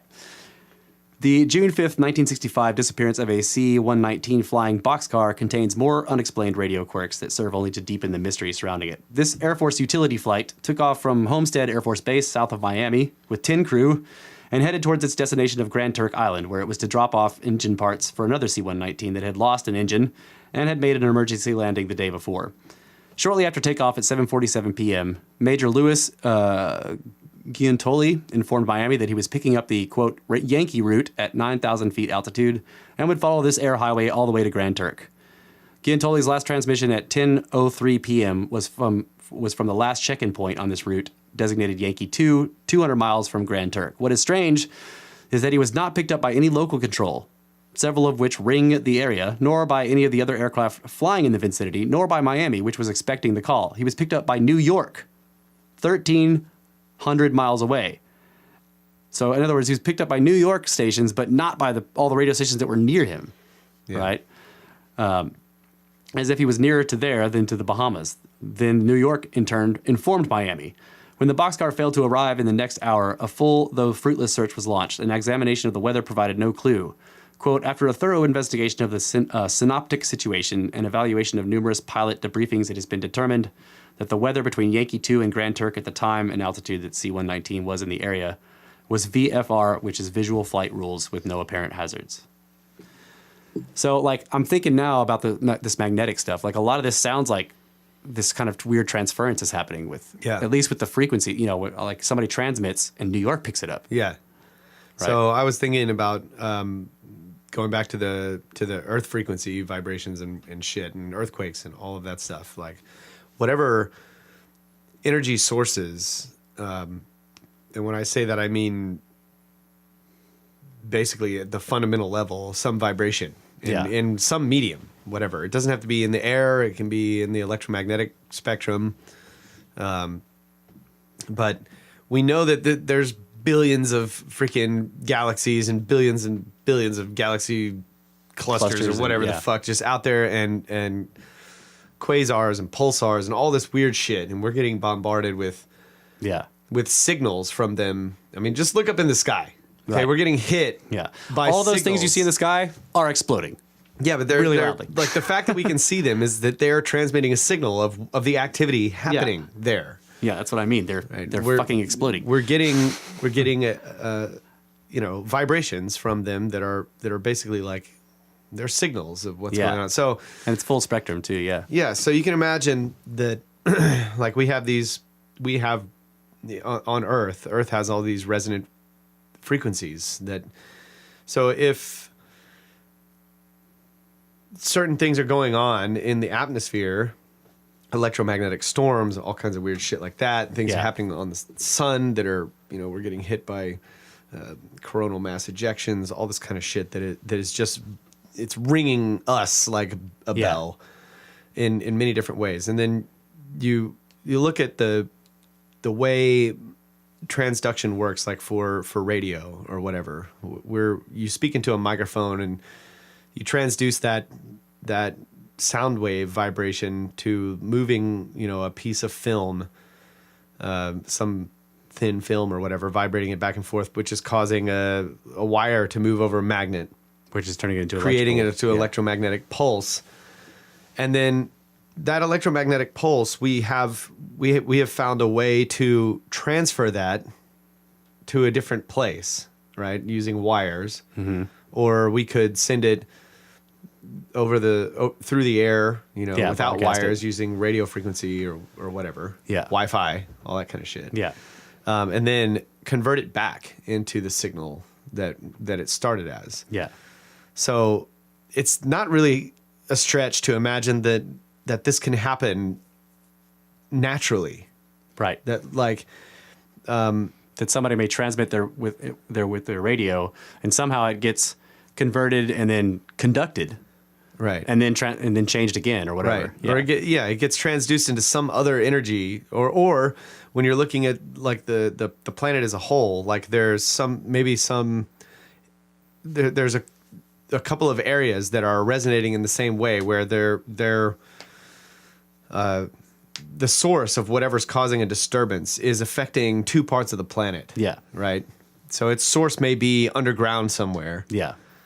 And that's the point of the source, but it's Or it's reverberating out to like two different areas of the planet. And so if you were to transmit within this area at a certain point, it could transduce that signal somewhere else. Right. And like we were talking about with fire, the heat waves getting in the way of sound.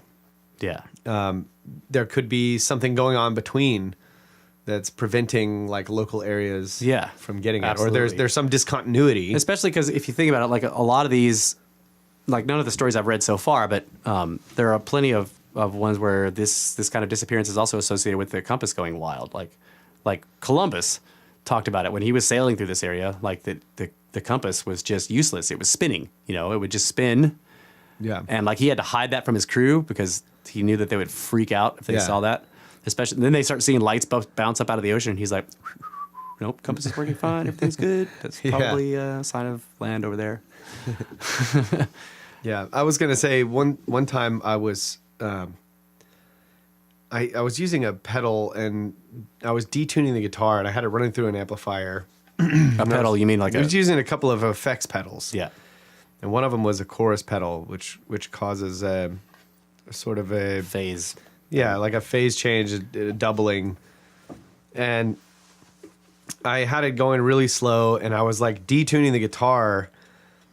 I was taking two notes, and like instead of having them tuned in harmony, where the wave, like the beats of the two frequencies are leveled out. Yeah. I was detuning it to get those beats to come out and like resonate really fast. It's kind of hard to explain. Anyway, and I had it cranked up really loud, and I was just messing with it, trying to hear. I was really listening to, trying to get a grasp on the physics of these detuned notes and what they do to each other. Okay. Like, does it resonate other notes, or does it do, what does it do? Yeah. Right. Pretty much. I'm just fucking experimenting, just wanking. Right. Yeah. And while I was doing this, and I'm like getting all these crazy freaking I've got the distortion on, and it's feeding back, and it's doing all this shit, and I'm just like, just a constant note. I'm not strumming the guitar. It's just like, I'm just making all this crazy noise. And in the middle of this, I hear like about 2 or 3 feet to my left and up a little bit, almost clear as day, like a woman speaking like on a cell phone. Like she's talking. It was like a phone call. She's like talking to someone on a phone. Just for a few seconds, it's like blah blah blah blah blah blah blah blah blah blah blah blah blah. I was like, holy shit! But it was like, it was literally That's some Hutchinson shit, right? It wasn't there. coming out of the amp. It was like over here. Yeah. Like it sounded like it was coming up and to my left. So I'm in a room, an enclosed area, and all of this sound is bouncing off the walls. Yeah. Right. And I'm getting, and it's just, again, I got this loud amplifier, and it's just cranked up, and I don't know. I was just like, holy shit! I think somehow like these vibrations Snag like that radio signal. transduced this fucking radio signal. I don't know. Yeah. Is that even possible? Yeah. Like, I mean, like, how fucking weird, How do dude. people's fillings or metal plates in their heads actually produce sound when there's no mechanism for them to to decode it. You know, it's not like encrypted, but it is kind of, because they're using a particular using kind a of carrier wave. Yeah.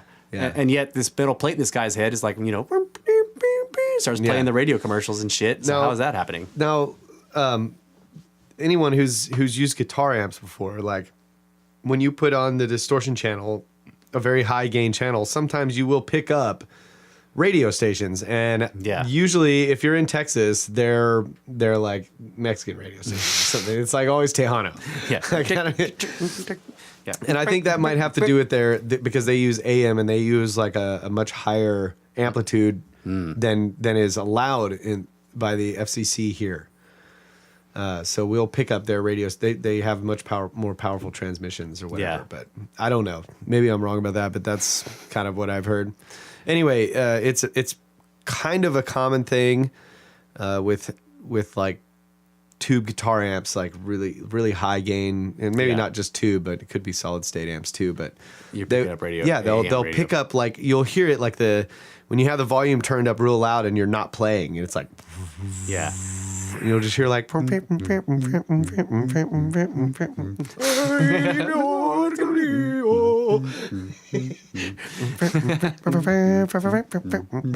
It's like, okay, man, can you put a sound gate on that? Like when we record in the studio? Yeah. Can you turn that off?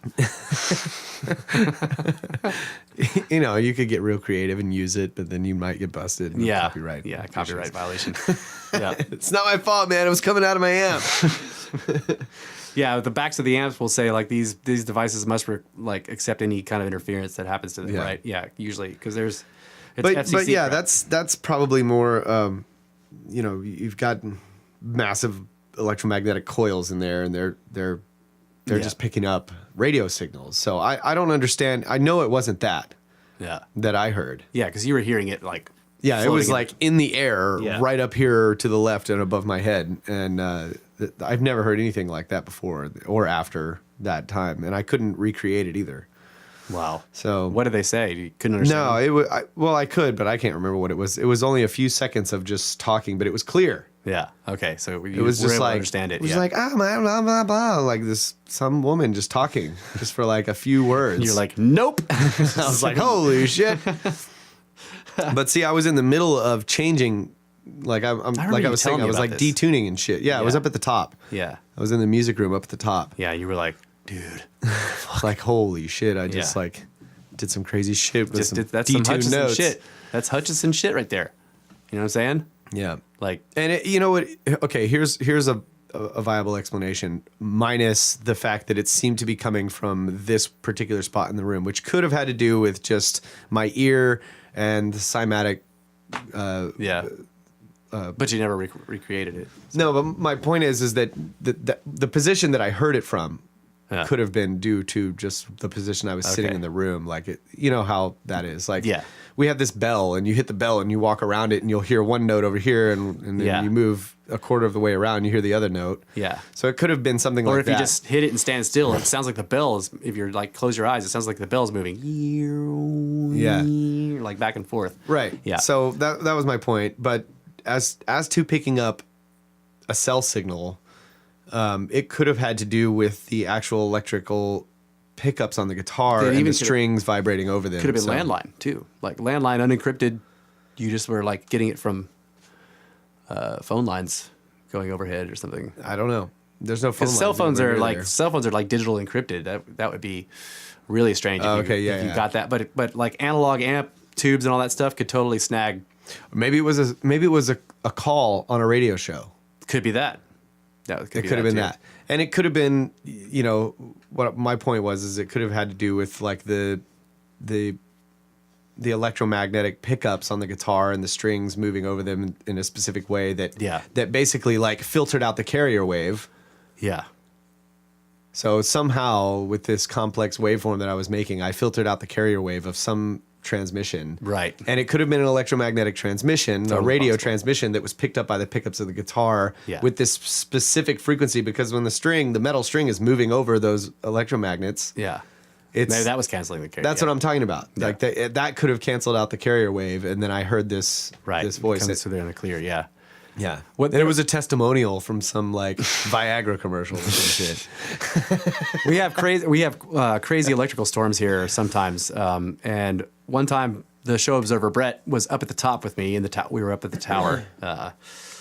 So this is like in the back of the property. We built a family homestead on the highest point we could find. I think it's like 1,600 feet above sea level, right? 1,700 feet above sea level. So it's one of the highest points of the county, not the highest, but one of the highest points. And it's like a limestone hill. Okay, just like everything here around here is limestone hills. Now, we've had problems at this house before of like lightning will strike not the house, it'll strike somewhere nearby, like the hill next to us or whatever, and then somehow that will end up blowing out our low voltage stuff in the house, right? And my idea was that because of the particular construction of the house, the lightning can go through the rock of the hill and end up in the lathe of the walls because we did stucco. So there's metal lathe behind the stucco. So like, and then if you take your low voltage thing, like your thermostat, and you kind of screw it in with some metal screws, and then like the lightning hits the hill and it goes up through the lathe and gets, But it also ionizes a lot of the air. Yes, it does. Like so if you have a close lightning strike, you can have all kinds of weird shit happen with low voltage stuff just because of that. Like it's induction almost, right? Yep, absolutely. So, but this particular time, Brett was up there and we were up on the deck, which is like the sort of the second story of the main house. So it's the tower. And he was trying to connect to the Wi-Fi that we have there, which at the time was completely turned off and unplugged because there was a giant lightning storm, right? So, because my dad is like, he's pretty serious about unplugging everything when there's a lightning storm because low voltage stuff gets blown in the house all the time, right? So he had unplugged everything, so there was no Wi-Fi. But Brett was like, so what's the Wi-Fi here? And he shows me his phone. And the Wi-Fi, like his phone's, got the standard, like it's got the list of what it's picking up. And it's picking up polypeak Wi-Fi. That's crazy. Which is miles and miles and miles and miles and miles away from us, right? And it was very brief. Once the lightning storm was gone, no more did we pick up polypeak Wi-Fi. But for like a little period there, during this crazy freaking electrical lightning storm, somehow the very, like Wi-Fi signals are like 100 feet in radius. They're just not very far. But like this hill is, I don't know how far away by the crow flies, but I don't know. It's not close. A ways away, yeah. Yeah. And somehow there's a Wi-Fi signal on that or near that hill called polypeak Wi-Fi that his phone was picking up with like 3 bars or something like that. Holy shit. Yeah. So yeah, that's like, Nikola Tesla had been working on this wireless power system, and the thinking behind it was that there's levels in our atmosphere up high enough that are made of certain gases that are Conductive. more conductive than the gases down here in the thicker layers, and that once you get a powerful enough electrical current into that gas, it will ionize the gas, and then it will become ridiculously conductive. Right. And he tested this with a big tube that he had specially made, and it was 50 feet long, and he filled it with the gas that was basically the same makeup as the layer that was his target layer to ionize. And his plan was to ionize the entire layer that went all the way around the globe. Right. And he had calculated how much voltage it was going to take. And this experiment was part of proving that process. So he fills the tube, and so he has what is it? The pole, one pole at one side of the tube and the other pole at the other side of the tube. Yeah. And he charges one side, and it took a little while. It took like, I don't know, seconds or minutes or whatever. Yeah. And it eventually ionized the whole thing, and I think the initial amperage level that it required to ionize it was really high. Yeah. But after that, then after it ionized it, he could lower it way down, and it was just conducting. Bam! It was a perfect conductor. Right. And he was able to run electricity through the empty, just quote the gas. Empty tube. Yeah. Yeah. Quote unquote empty tube. And that's how he kind of figured out like what it was going to take to do this to the whole planet. To the whole planet. Yeah. And everybody's like, bullshit. But here you are, like there's an electrical storm happening, and Yeah. probably you know how the lightning will strike across clouds. Yes. And it's doing the same thing at whatever Yeah. level that's happening at. It's ionizing that area and Yeah. making it more conductive. Yes. So like the first lightning strike in the clouds is probably a much higher voltage than the mini strikes after that. Right. Yeah. There's a threshold which voltage has to reach before the lightning can happen. But after that first one goes, then there's shitloads of lightning after that Right. because it's a lot easier. Yeah. Right. Yep. Yep. So I don't know. That's plausible to me that however that was happening, their Wi-Fi signal was able to. And now maybe this isn't the same with conducting electricity, but something was going on that was making that Wi-Fi signal like with literally like little to Yeah. no barriers. Right. I mean, like, and I think that because we're really close to, because Poly Peak is the highest point in the county, right? That's the highest spot. So we're really close to it. And so I think that we're kind of at the same layer. Oh, okay. Yeah. You know what I'm saying? So we were like sitting, like when we're in the tower, we're basically at Poly Peak height. And so like probably if we'd have gone down the hill, Yeah, I gotcha. you know what I mean? Yeah. We were in the same layer of atmosphere as Poly Peak. Yeah. So That's pretty cool. Yeah. Yeah, and like, you know, if you look at, just as an aside, if you look at why people think that Tesla's wireless system won't work, is because they're talking about broadcast. Well, if you broadcast power, you lose too. The losses are too great. And I'm like, yeah, but he was talking about conducting, not broadcasting. Oh, they're talking about induction? Because like the way they use wireless power now is basically induction. Right. Which, yeah, that's using the electromagnetic field. Right. Like the pin for my tablet. Like one day, years and years after I had it, I realized, like, do I need to change the batteries in this thing, this pin? And like I couldn't find any point where the batteries went, and I eventually realized that the Cintiq company, like this is their signature thing. Their tablets have a little floating sort of envelope of field over top of it that powers the pin. You never have to change batteries. It's badass. Time's up, snakes. So wait, yeah, but what was your? Yeah, I know the big sign has just come up and Yeah. slapped us in the face. Yeah. Your time is up, snakes. Okay, so I'm not sure I like this because I kind of liked that when I knew the time was up, I would just kind of start looking at you Yeah. in this weird way, and then I'd you'd be like, what? Are we out of time? But it allowed us to kind of finish the point. Yeah. What were you? You were saying something about like Nikola Tesla was not talking about broadcasting. He was talking Right. about conducting. When power. a lot of the debunks I've seen of, where people are like, well, this proves that Nikola Tesla's, wireless power wouldn't work or whatever. They're talking about broadcasting. I'm like, dude, he wasn't talking about broadcasting power. And they're like, well, he had a big antenna and blah, blah, blah. No. He was talking about conducting it directly through the atmosphere. Well, the atmosphere, like, well, okay, the layers right above the ground are terrible for conducting because they have a lot of moisture, for one so thing. So basically what he was going to do is turn this layer of the atmosphere into a conductor and then have it charged, right? So you have a power plant somewhere, like we go back to a waterfall and we're like, oh, how do we use the power of this falling water? Well, we fucking spin magnets next to electrical wires and shit. And then he takes all that power of the falling water. First, we throw all the skerptards into it. Yeah. That's and it helps the turbines. that's right. It get helps the going. turbines spin.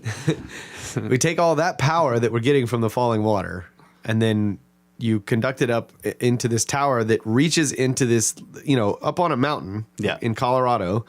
The tower reaches up to that layer of the target atmosphere, layer. the target layer, and he used this special type of coil to rate, and it was all based on harmonics and resonance, the amplification of the electricity, and he was reaching ridiculous voltage. And he was also not cycles. he was also not restricted to the 60 cycle. He had like oscillators that would basically change the frequency of the alternation. Like, I mean, he talked about reaching, hundreds of thousands. And I guess later when you get a spark gap oscillator, you can do millions of. Well, he was, But he was using mechanical ones that would fly apart. He would bitch about it. But he eventually found a way to get this ridiculously high frequency alternating current and voltage levels that were up in the millions of volts. Right. Which makes him completely harmless to people. And he was going to basically electrify this layer of gas in the atmosphere. So in order to get basically that layer of atmosphere became the conductor. So imagine it as like the wire on the telephone pole spreads out into a massive sphere that covers the entire globe. Right. And so you don't look at the wire on the telephone pole and be like, okay, now it's at my house, I can turn on my TV. No, you have to go attach something to that wire, bring it down the pole, bury it underground, and then come up into your house and put a plug in your wall. So it was the same deal. Like where you wanted to get the power, there would probably be another station that would have a tower that would receive the power, and then with wires it would go out and go into the other things in your house. Right. It was not, and it could broadcast power. Right. It wasn't broadcast. It could possibly power planes. Yeah, and lights. Like one of his ideas was so just light the layer up. One of his ideas was that you could light portions of the sky up, like over cities. Yeah, like a whole giant fluorescent, like a massive fluorescent. I would bulb. hate that. That's fucking badass. That's so badass. Yeah, though. it's like the white. Like we're all in an office cubicle, giant city, freaking fluorescent lights. Yeah, but think about like the problems that would solve. Okay, we gotta. Time is up, snakes. Think about where the bugs would go. They would go way up there. Yeah, they'd be like, you had falling bugs that are dead, like all frozen falling bugs. Think about where the snakes would go. The snakes would go after the bugs. They would go into caves. Smooth.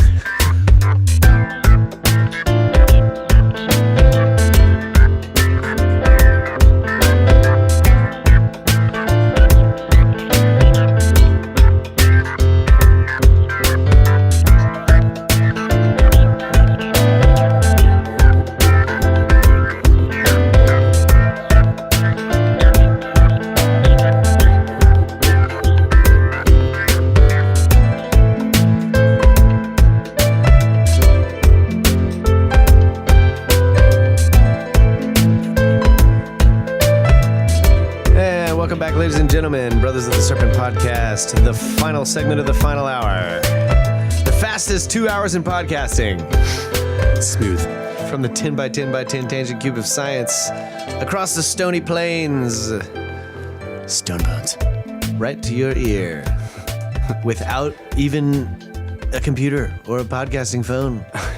It's just happening because we're transducing our signals. Shadows in the clay. Using guitar strings. Yeah.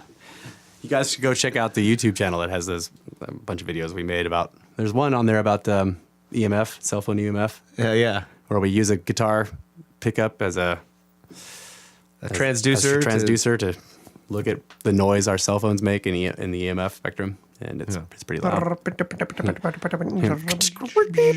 then he turns on the GPS and it goes crazy. I think that was because it was trying to load the maps though. Yeah. So all the stuff in the phone, you know, all of the moving parts or electrical pulses, solid state, yeah, are making electromagnetic fields and just picking it up in the pickup. Yep. On the guitar. Yep. So more of these plane disappearances. Crazy shit. More crazy shit. All this magnetic stuff is mixed in with this. Like basically, we're connected to everything. Yeah. You know, I mean, it's true. It is true. You start looking into physics and you find out that all these hippie axioms are true. Right. But not really in the way that they use them. Like, hey man, my crystal is energy. Like, that's right. Well, yeah. You need to raise your vibrations. Yeah. You right. do. That's man. We're all connected, man. Yeah. Yes, everyone's connected. Like we're all like one, man. Oh god. But it's kind of because if you look at entanglement, true in a way. Entanglement is you entangle particles by bringing them together, and then after that they're entangled forever. And since we know, well, I mean, if the Big Bang is true, then all particles started in the same spot, which means they're all entangled. Yeah, but I mean, not even on that level. Like all of them are entangled. For example, we're all connected with the stars. You know, hey, we're all connected with the stars, man. Yeah. Yes, because we're fucking getting bombarded by their signals. When I look up, I can see them. That connects me to the stars. Yeah. But way in the past. Right? The know. Stars you see up there are, you know, depending on how far away they are. Well, the light you're seeing is what they were doing 10,000 years ago or a million years ago or whatever. Yeah. Like if you're looking at the Milky Way, but that is them. Like my point is that Oh, yeah. all the light, But they may not be there anymore. all the light that the sun emits is connected to the sun. It's part of the sun. Oh. Yeah. So it doesn't matter what part you're connected to. You're connected to it in some Yeah. way. That's true. And if there's tachyons, then, you know, the tachyons are a theoretical particle that no one's detected yet, but they did fit into the standard model. But the tachyons are basically particles that could go everything above light speed. Like most particles can go anything up to light speed, tachyons can go from light speed up and out. Like so, they are always faster than light, and usually a lot faster. Just a bit, you know, so like it would be great if we could find them because they would be badass for communication. Yeah. Like, it could be basically instantaneous. The Ansible, Yeah. or whatever. Tachyons. It's a weird name. It kind of sounds like they're tacky. You just tack this onto the theory because it's not working right now. All right. Yeah. Did you get your tacky tap? All right. That's how we communicate. Tap, tap, tap. tap, tap, tap, tap, tachyons. Tacky taps. Inexplicably, aircraft have been found ditched and abandoned. Salver Graham Hawks found one such plane by accident between Miami and Bimini at the bottom of the deep Florida Straits. Okay, Bimini is where the Bimini Road is. Yeah. By pure chance, his underwater cameras came across a Piper sitting peacefully in the bottom mud. The remote camera zoomed in on its interior to reveal a surprising sight. The ignition key had been removed, and the doors were tightly closed.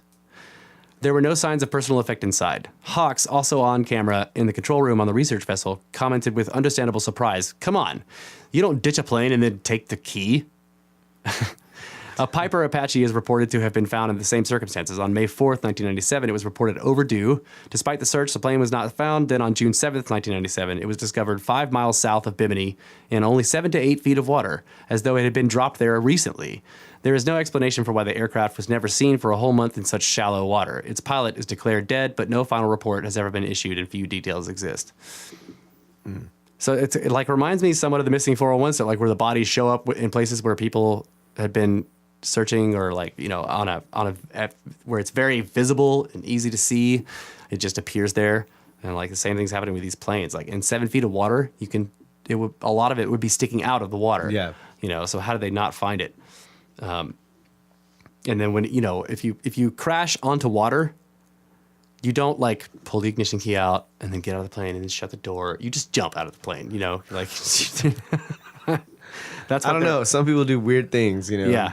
Like I need to get the, Okay, I need to so take the key like and close the especially door. in a wreck, like I was trying to roll my window up and down when really I was trying to open the door. Yeah. Like we got in that wreck and I think I passed out slightly, like had sort of, I was just like real Yeah, it was shock. hazy, like, well, what the fuck? Can't breathe. Look at Russ. Russ is looking at me. Ugh. Yeah.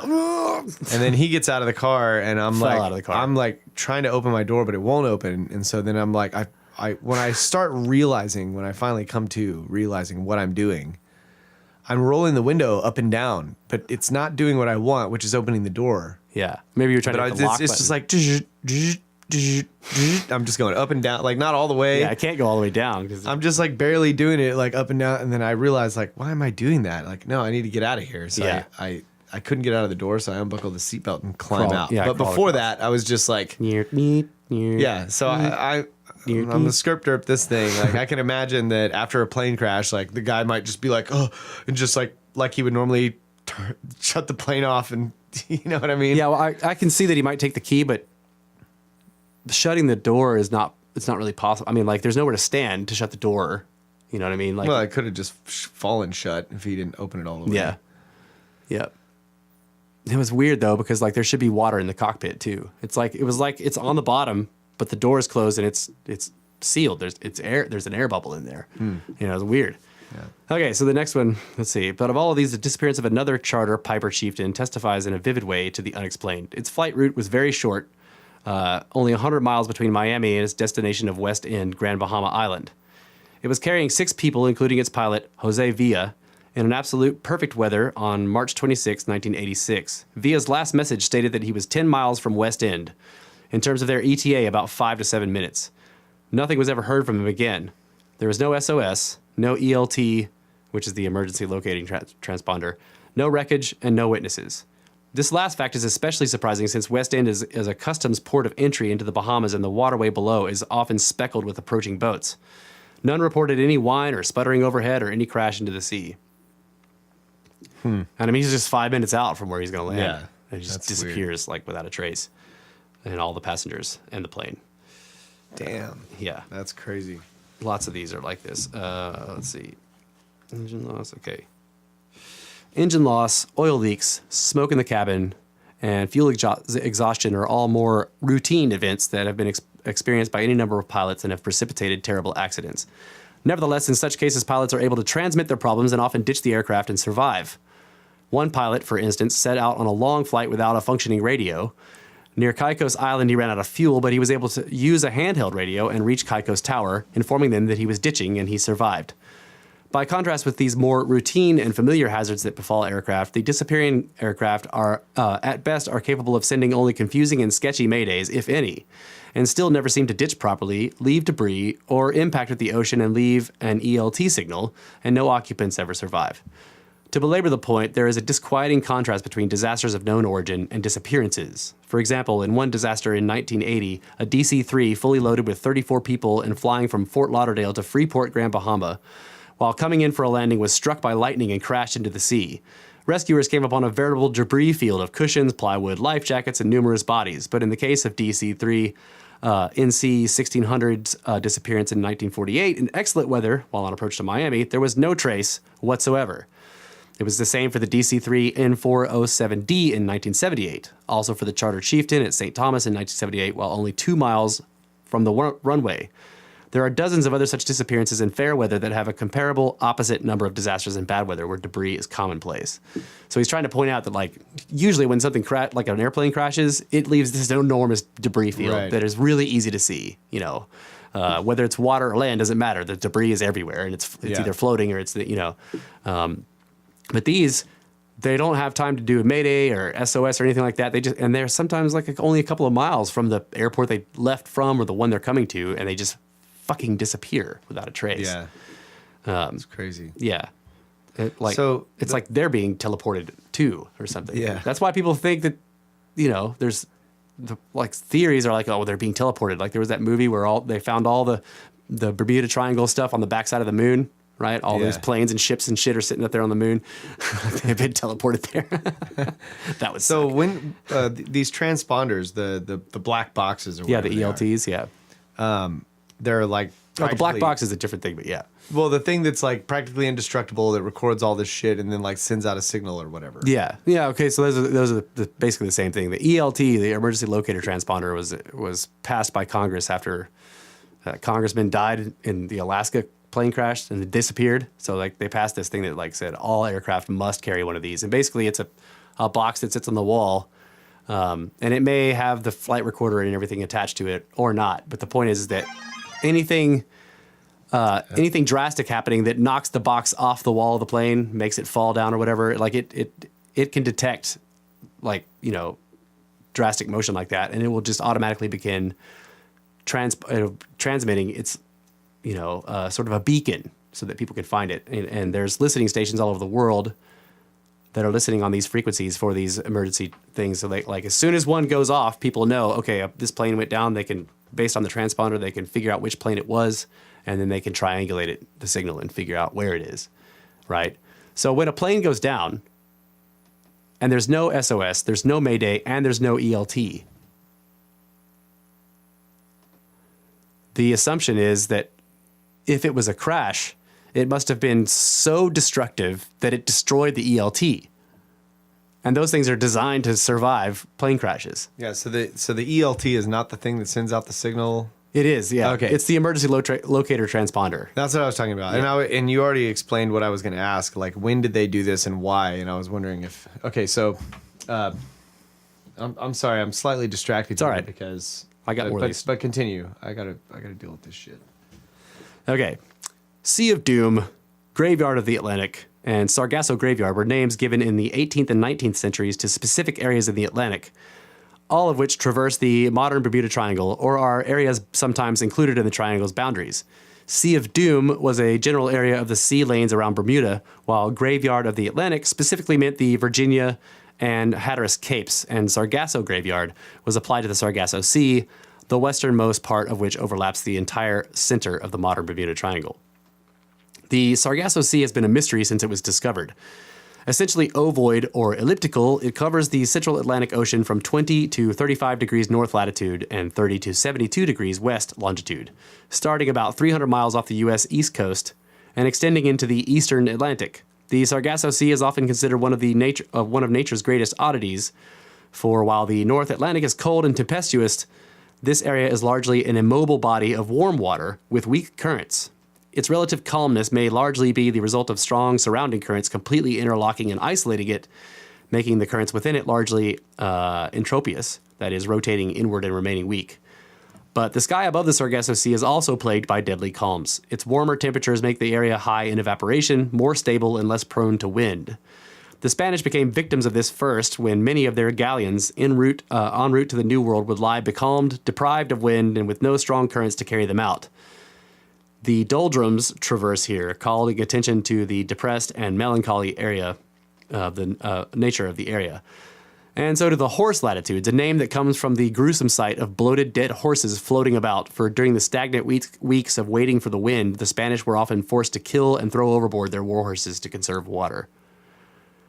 So they call it the horse latitudes because you would just see bodies of horses floating in the middle of the ocean. Ugh, it's disgusting. The Sargasso Sea receives this name from its greatest oddity, a unique form of seaweed that floats lazily over its entire expanse, called sargassum, a Latinized word from the Portuguese meaning grape or grape-like. Tiny, hollow grape-like bladders grow from the stems of the sargassum and keep it floating. This unique characteristic has fascinated and confused sailors since it was first observed by Christopher Columbus. So the Sargasso Sea is it's in the Bermuda Triangle, and it's long been associated with ghost ships, derelict ships like floating around, and there's kind of this big current that circles it all the time, So there have been really strange derelict ship stories, like where they'll see one, and they'll see it. And it's like, okay, they report it and it's listing 20 degrees to port or whatever, and then like 10 years later, they see it again on the other side of the world because it's been slowly rotating in this current going around the Sargasso Sea. Wow, that's crazy. And surviving multiple hurricanes, and it's weird. Like I've got some of those marked in here, some of those stories. Let's see. So yeah, I'm moving from the planes into the ships. Basically, that's what's happening here. So okay, so the first recorded merchant ship lost to mystery was actually not the ship at all, but her crew. In August of 1840, the Rosalie sailed through the Sargasso Sea bound for New Orleans and was found abandoned in the Bahamas in perfect condition, and then brought into Havana. An astute London Times reporter recorded, "A singular fact has taken place within the last few days. A large French vessel, bound from Hamburg to Havana, was met by one of our small coasters and was discovered to be completely abandoned. The greater part of her sails were set, and she did not appear to have sustained any damage. The cargo, composed of wines, fruits, silks, etc., was of a very considerable value and was in most perfect condition. The captain's papers were all secure in their proper place. The only living beings found on board were a cat, some birds, and several canaries half dead with hunger. The cabin of the officers and passengers were very elegantly furnished, and everything indicated that they had only recently been deserted. In one of them were found several articles belonging to a lady's toilet, together with a quantity of ladies' wearing apparel thrown hastily aside, but not a human being was found on board. Paradoxical undressing. The vessel, which must have been left within a very few hours, contained several bales of goods addressed to different merchants in Havana. She is very large, recently built, and is called the Rosalie. Of her crew, no intelligence has been received." So,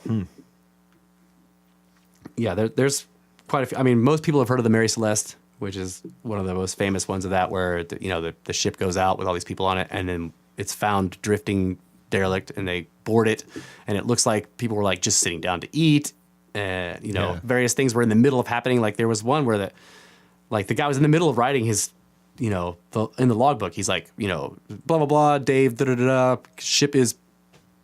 Like he was in the middle of writing it when whatever happened. It like just disappears and never comes back to it. That's wild. But the animals are still there. And yeah. what the hell? One cat. I wonder if that's like I mean, I'm like, whatever. That cat was a shitty cat. Because like, I'm like, wait, there was cat and birds. There should have been just cat.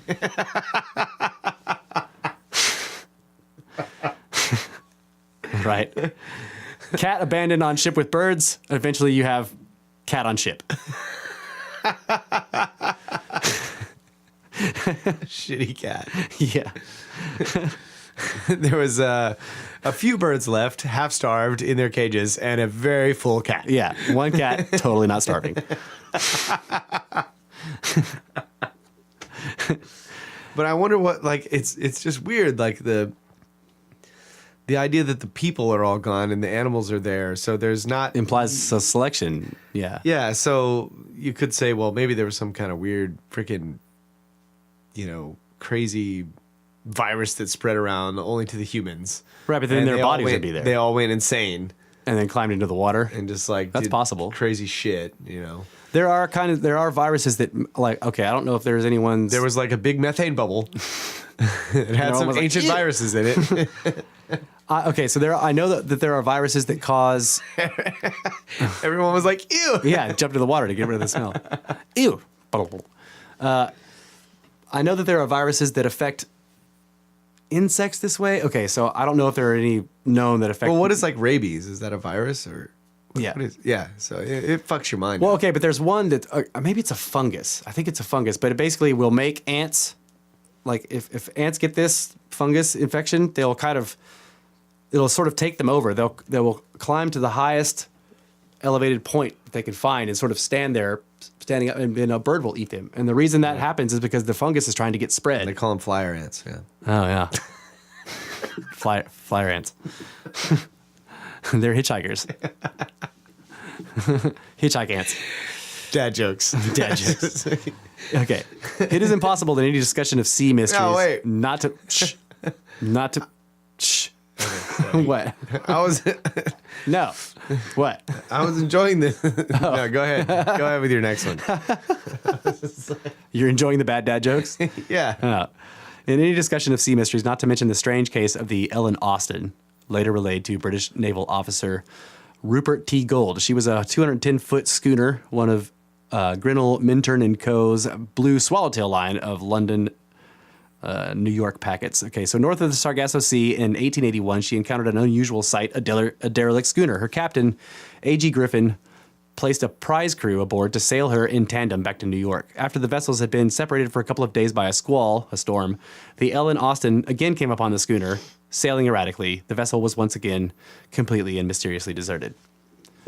So basically, I kind of talked about this the first time. Like, they show up and they see the ship derelict. He puts a skeleton crew on it to sail it, to get salvaged. Then there's a storm that separates them for a couple of days. The next time they find it, it's deserted again. Skeleton crew's gone. That's just fucking. Clearly, this ship is a teleport to hell. That's some crazy shit, man. This is why I love this book. There's just so many of these. It can variously be estimated that anywhere from a couple of hundred to 10 times that amount have vanished in the last 25 years, depending on how the Coast Guard wishes to incorporate boats into, quote, statistics, while at the same time constantly reminding any inquirer that they maintain no statistics on missing boats. This sounds really familiar, right? Yeah, like the national parks. Yeah, and the shit. Coast Guard's like, we don't keep lists of missing boats. Yeah, but you do. Well, okay. But district offices can maintain a database list of vessel names for whatever reason, and within these can be found the designation, quote, overdue, for which the pedantic is considered a very difficult thing. Okay, so asking for information on overdue vessels can produce about 120 such cases a year in the 7th District alone. 7th District is Bermuda Triangle. Okay. Holy shit. Yeah, so 120 Still to this day, like a year. Oh my god. Yeah. A rough idea of the nature of some of the vessels lost over the last 50 years can be gleaned from inexplicable circumstances documented in other, more detailed cases. While he was head of the U.S. Coast Guard and Search and Rescue, Captain John Waters observed, quote, when a vessel equipped with reliable long-range radio disappears, we must presume that whatever occurred was the result of such sudden and overwhelming disaster that the stricken ship was unable to transmit even a brief call for help. A perfect example of this may be found in a case Captain Waters personally remembered. The Home Sweet Home left Bermuda for St. Thomas on January 13th, 1955. Excuse me. A weather front was scheduled to move into the area from Louisiana in a day or two. But Waters remembered a radio call coming into RCC, which is Rescue Coordination Control, Bermuda, only hours after it left. RCC Bermuda, this is the HSH. It was a calm and steady voice, Walter recalled. Nevertheless, Home Sweet Home never replied to Bermuda's hail to go ahead. No trace was found of the sailing yacht and its 4 persons in a subsequent search. So they called him from the ship. They're like, RC Bermuda, this is the HSH. And Bermuda's like, go ahead, HSH. No response.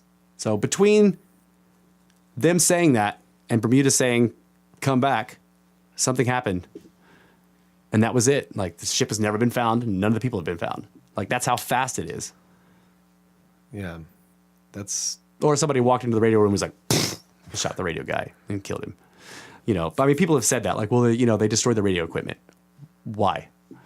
Like, how does that then correlate to disappearing ship and all people and never found? Yeah. You know, like smashing radio equipment doesn't equal you can vanish the ship and you can make the ELF not go off and all that stuff. I mean, the mafia can make a ship vanish, but... By painting it to look like another ship. You know what I'm saying? You just put a different name on there. It's a different ship. It's a nice ship. It'd be a shame if anything happened to it, like got painted another name on it. Where'd you get this boat, Uncle Johnny? The dinghy of the yacht Evelyn K was also found in bizarre circumstances in March 1948. Al Snyder, a famous racing jockey, and 2 friends went fishing on the Evelyn K, but it was then later found moored in the lee of one of the Florida Keys without a soul on board. There was no immediate worry since the dinghy was gone, and the 3 were thought to have taken it to do some fishing closer to shore. A search, however, found the dinghy weeks later across the Florida Bay in an area called the 10,000 Islands. The dinghy was damaged, its motor ripped off, and it seemed that one of the men had tried to tie himself down in it to prevent from being taken. What? Yeah, so when they found the dinghy, the motor was ripped off. Like something had ripped the motor completely off the boat. And it seemed that one of the men, so there were 3 guys that had taken the boat out. One of the men had tried to tie himself down in the dinghy to keep himself from being taken off of it by something. Like, in other words, this will happen in, okay, so like it's a well-known thing, like in really stormy seas. If you're in a lifeboat and you've got 30-foot, 40-foot waves, you lash yourself down so that you don't fall out, right? So they saw these, like a setup like that where somebody had tried to lash themselves to the boat, but there was no storm. I mean, no 30-foot wave. They're in the bay. Yeah, I don't know. Well, that's where they found it anyway. Yeah, they found it in the bay, yeah. In the catalog of inexplicable appearances, the case of the witchcraft is the most striking. On December 20... Yeah, of course. Mm-hmm. On December 22nd, 1967, it left Miami with its owner, hotelier Dan Burak, and his friend, Father Patrick Horgan. Oh, yeah, I remember this case. Horgan had at long last accepted Burak's invitation to go out in his 25-foot cabin cruiser to see Miami's Christmas lights from the sea. So they basically just take the boat out, they drive out, and then turn around to look at the Christmas lights. They were going no farther than 1 mile from the shore, remaining in the vicinity of buoy number 7 at Miami's harbor entrance. At 9 p.m., the RCC received a call from Burak for assistance. He told them that he would need a tow back into Miami, for he thought he had struck something underwater and damaged his prop. A Coast Guard cutter was dispatched immediately, and at 9:19, so he calls them at 9 o'clock. At 9:19 p.m., 19 minutes later, it was in the general vicinity awaiting a flare that Burak had promised to fire to pinpoint his position. No flare was ever forthcoming, and an expanded search out into the Gulf Stream as far as 1,200 square miles never located a trace of the boat. Burak was keen on boating safety and had a number of life jackets aboard. Also, all of his seat cushions were floatable. He had taken the precaution and extra expense of adding built-in flotation to the boat. Although this does not mean the boat is automatically buoyant, it does mean that some part of the vessel, even if waterlogged, would remain visible above the water, so it could not sink. Yeah. A cryptic conclusion by the Coast Guard, quote, "We presume they are missing but not lost at sea," unquote, may have been influenced by the fact that everything points to the impossibility that the cabin cruiser could so utterly vanish. Although a squall hit later that night, it could not have drawn the disabled witchcraft beyond the reach of the Coast Guard in 19 minutes. Paradoxical unsailing. Paradoxical deboating.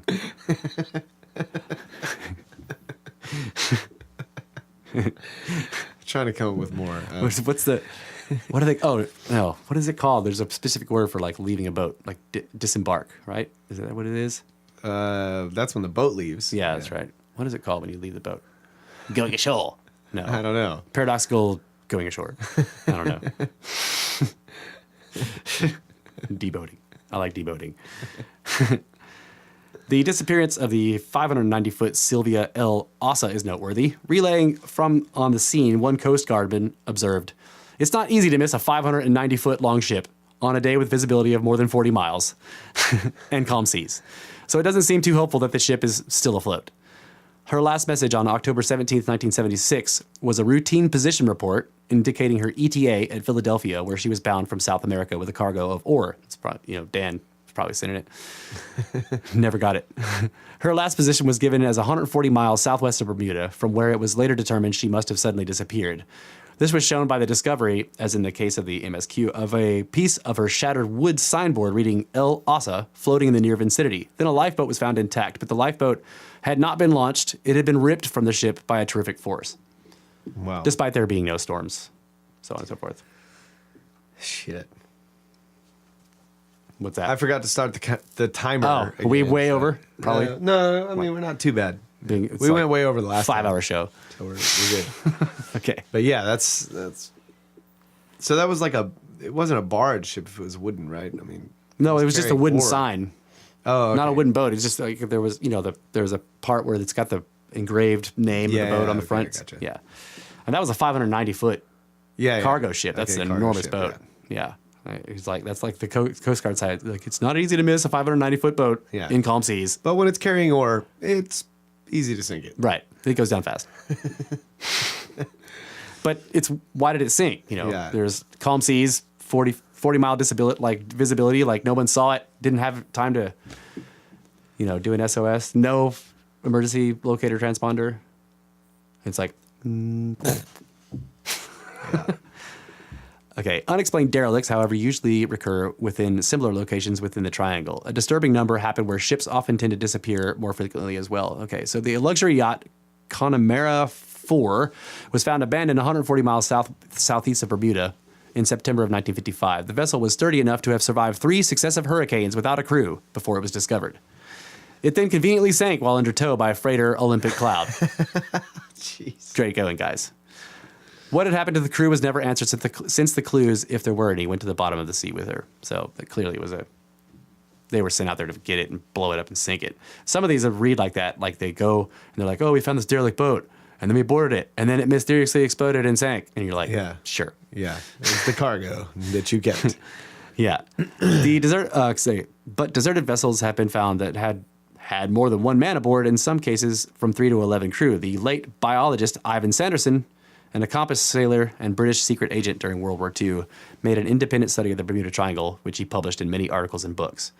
In the inexplicable nature of derelict vessels, he observed in Invisible Residence, certain facts should be noted. First, even an inexperienced or leaderless crew seldom, if ever, abandon ship because of a storm. To do so is obviously asinine, because if the ship won't hold up, no yawl, gig, or other small lifeboat can do so.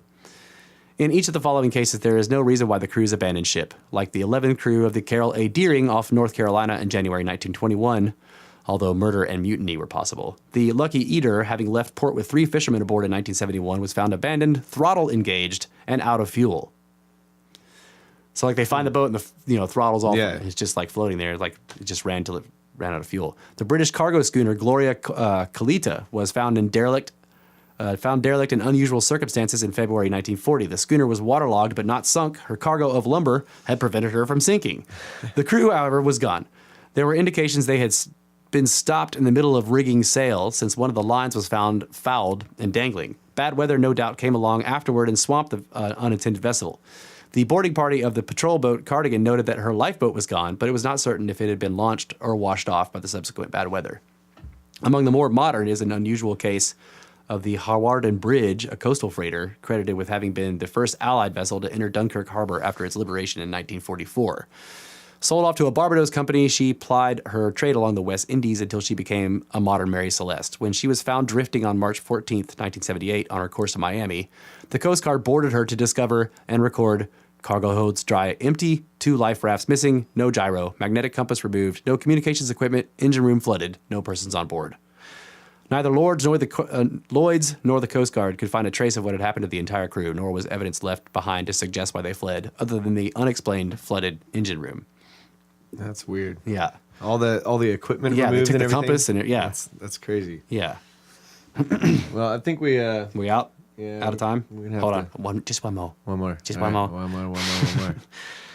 Clues found aboard derelicts like the Allison Celine, December 27th, 1999, indicate its master, Coast Guard Petty Officer Bobby Powell, was peacefully... Okay, so this is a Coast Guard guy, all right, this ship. He was peacefully fishing in shallow water 7 miles northeast of Andros Island with the ignition off when he vanished from the boat without a trace. That's something disturbed retired Navy Captain Tom Olszewicz in his... Okay, so let's see. That something disturbed retired Navy Captain Tom Olszewicz in his 38-foot sailboat, Tropic Bird, causing him to stop his noonday log entry on June 8th, 2000, and come topside. So this is what I was talking about. He's writing in the log. The Tropic Bird was found deserted hundreds of miles away, gently beached on an Endangering reef on June 22nd, out of fuel, frozen food rotten, fresh water barely touched, with an interrupted entry in the log, 12:56 p.m. off Grenada, making good time. What? And he obviously didn't add the longitude and latitude, but he said he was off Grenada. Then they found the boat hundreds and hundreds and hundreds of miles away from that, with all the food gone bad. But the fresh water the tank was full, which indicated that, Yeah.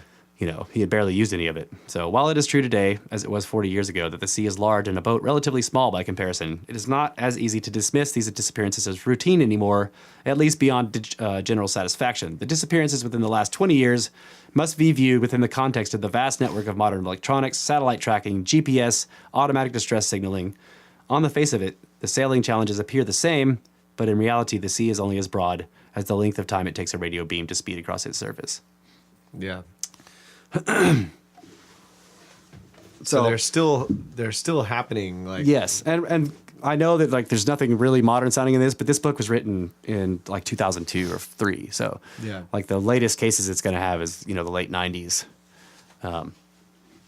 So I really wish he would do an update.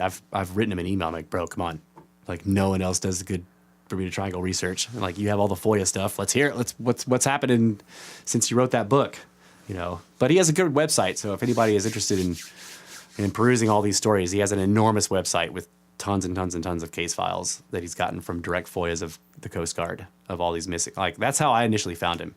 I was looking up Bermuda Triangle and I found this website, and I spent the next 5 days reading nonstop cases of planes disappearing and ships disappearing and shit. It's just blowing my mind. I'm like, holy crap, What can... It'd be cool if a David Pilatus type person would go through and make a case study of all that shit.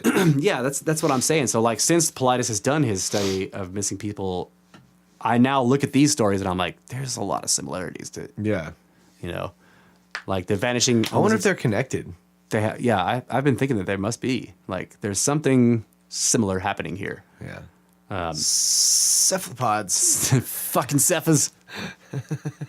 And we all know that they're hiding down there, waiting, biding their time, building their shells, arranging bones,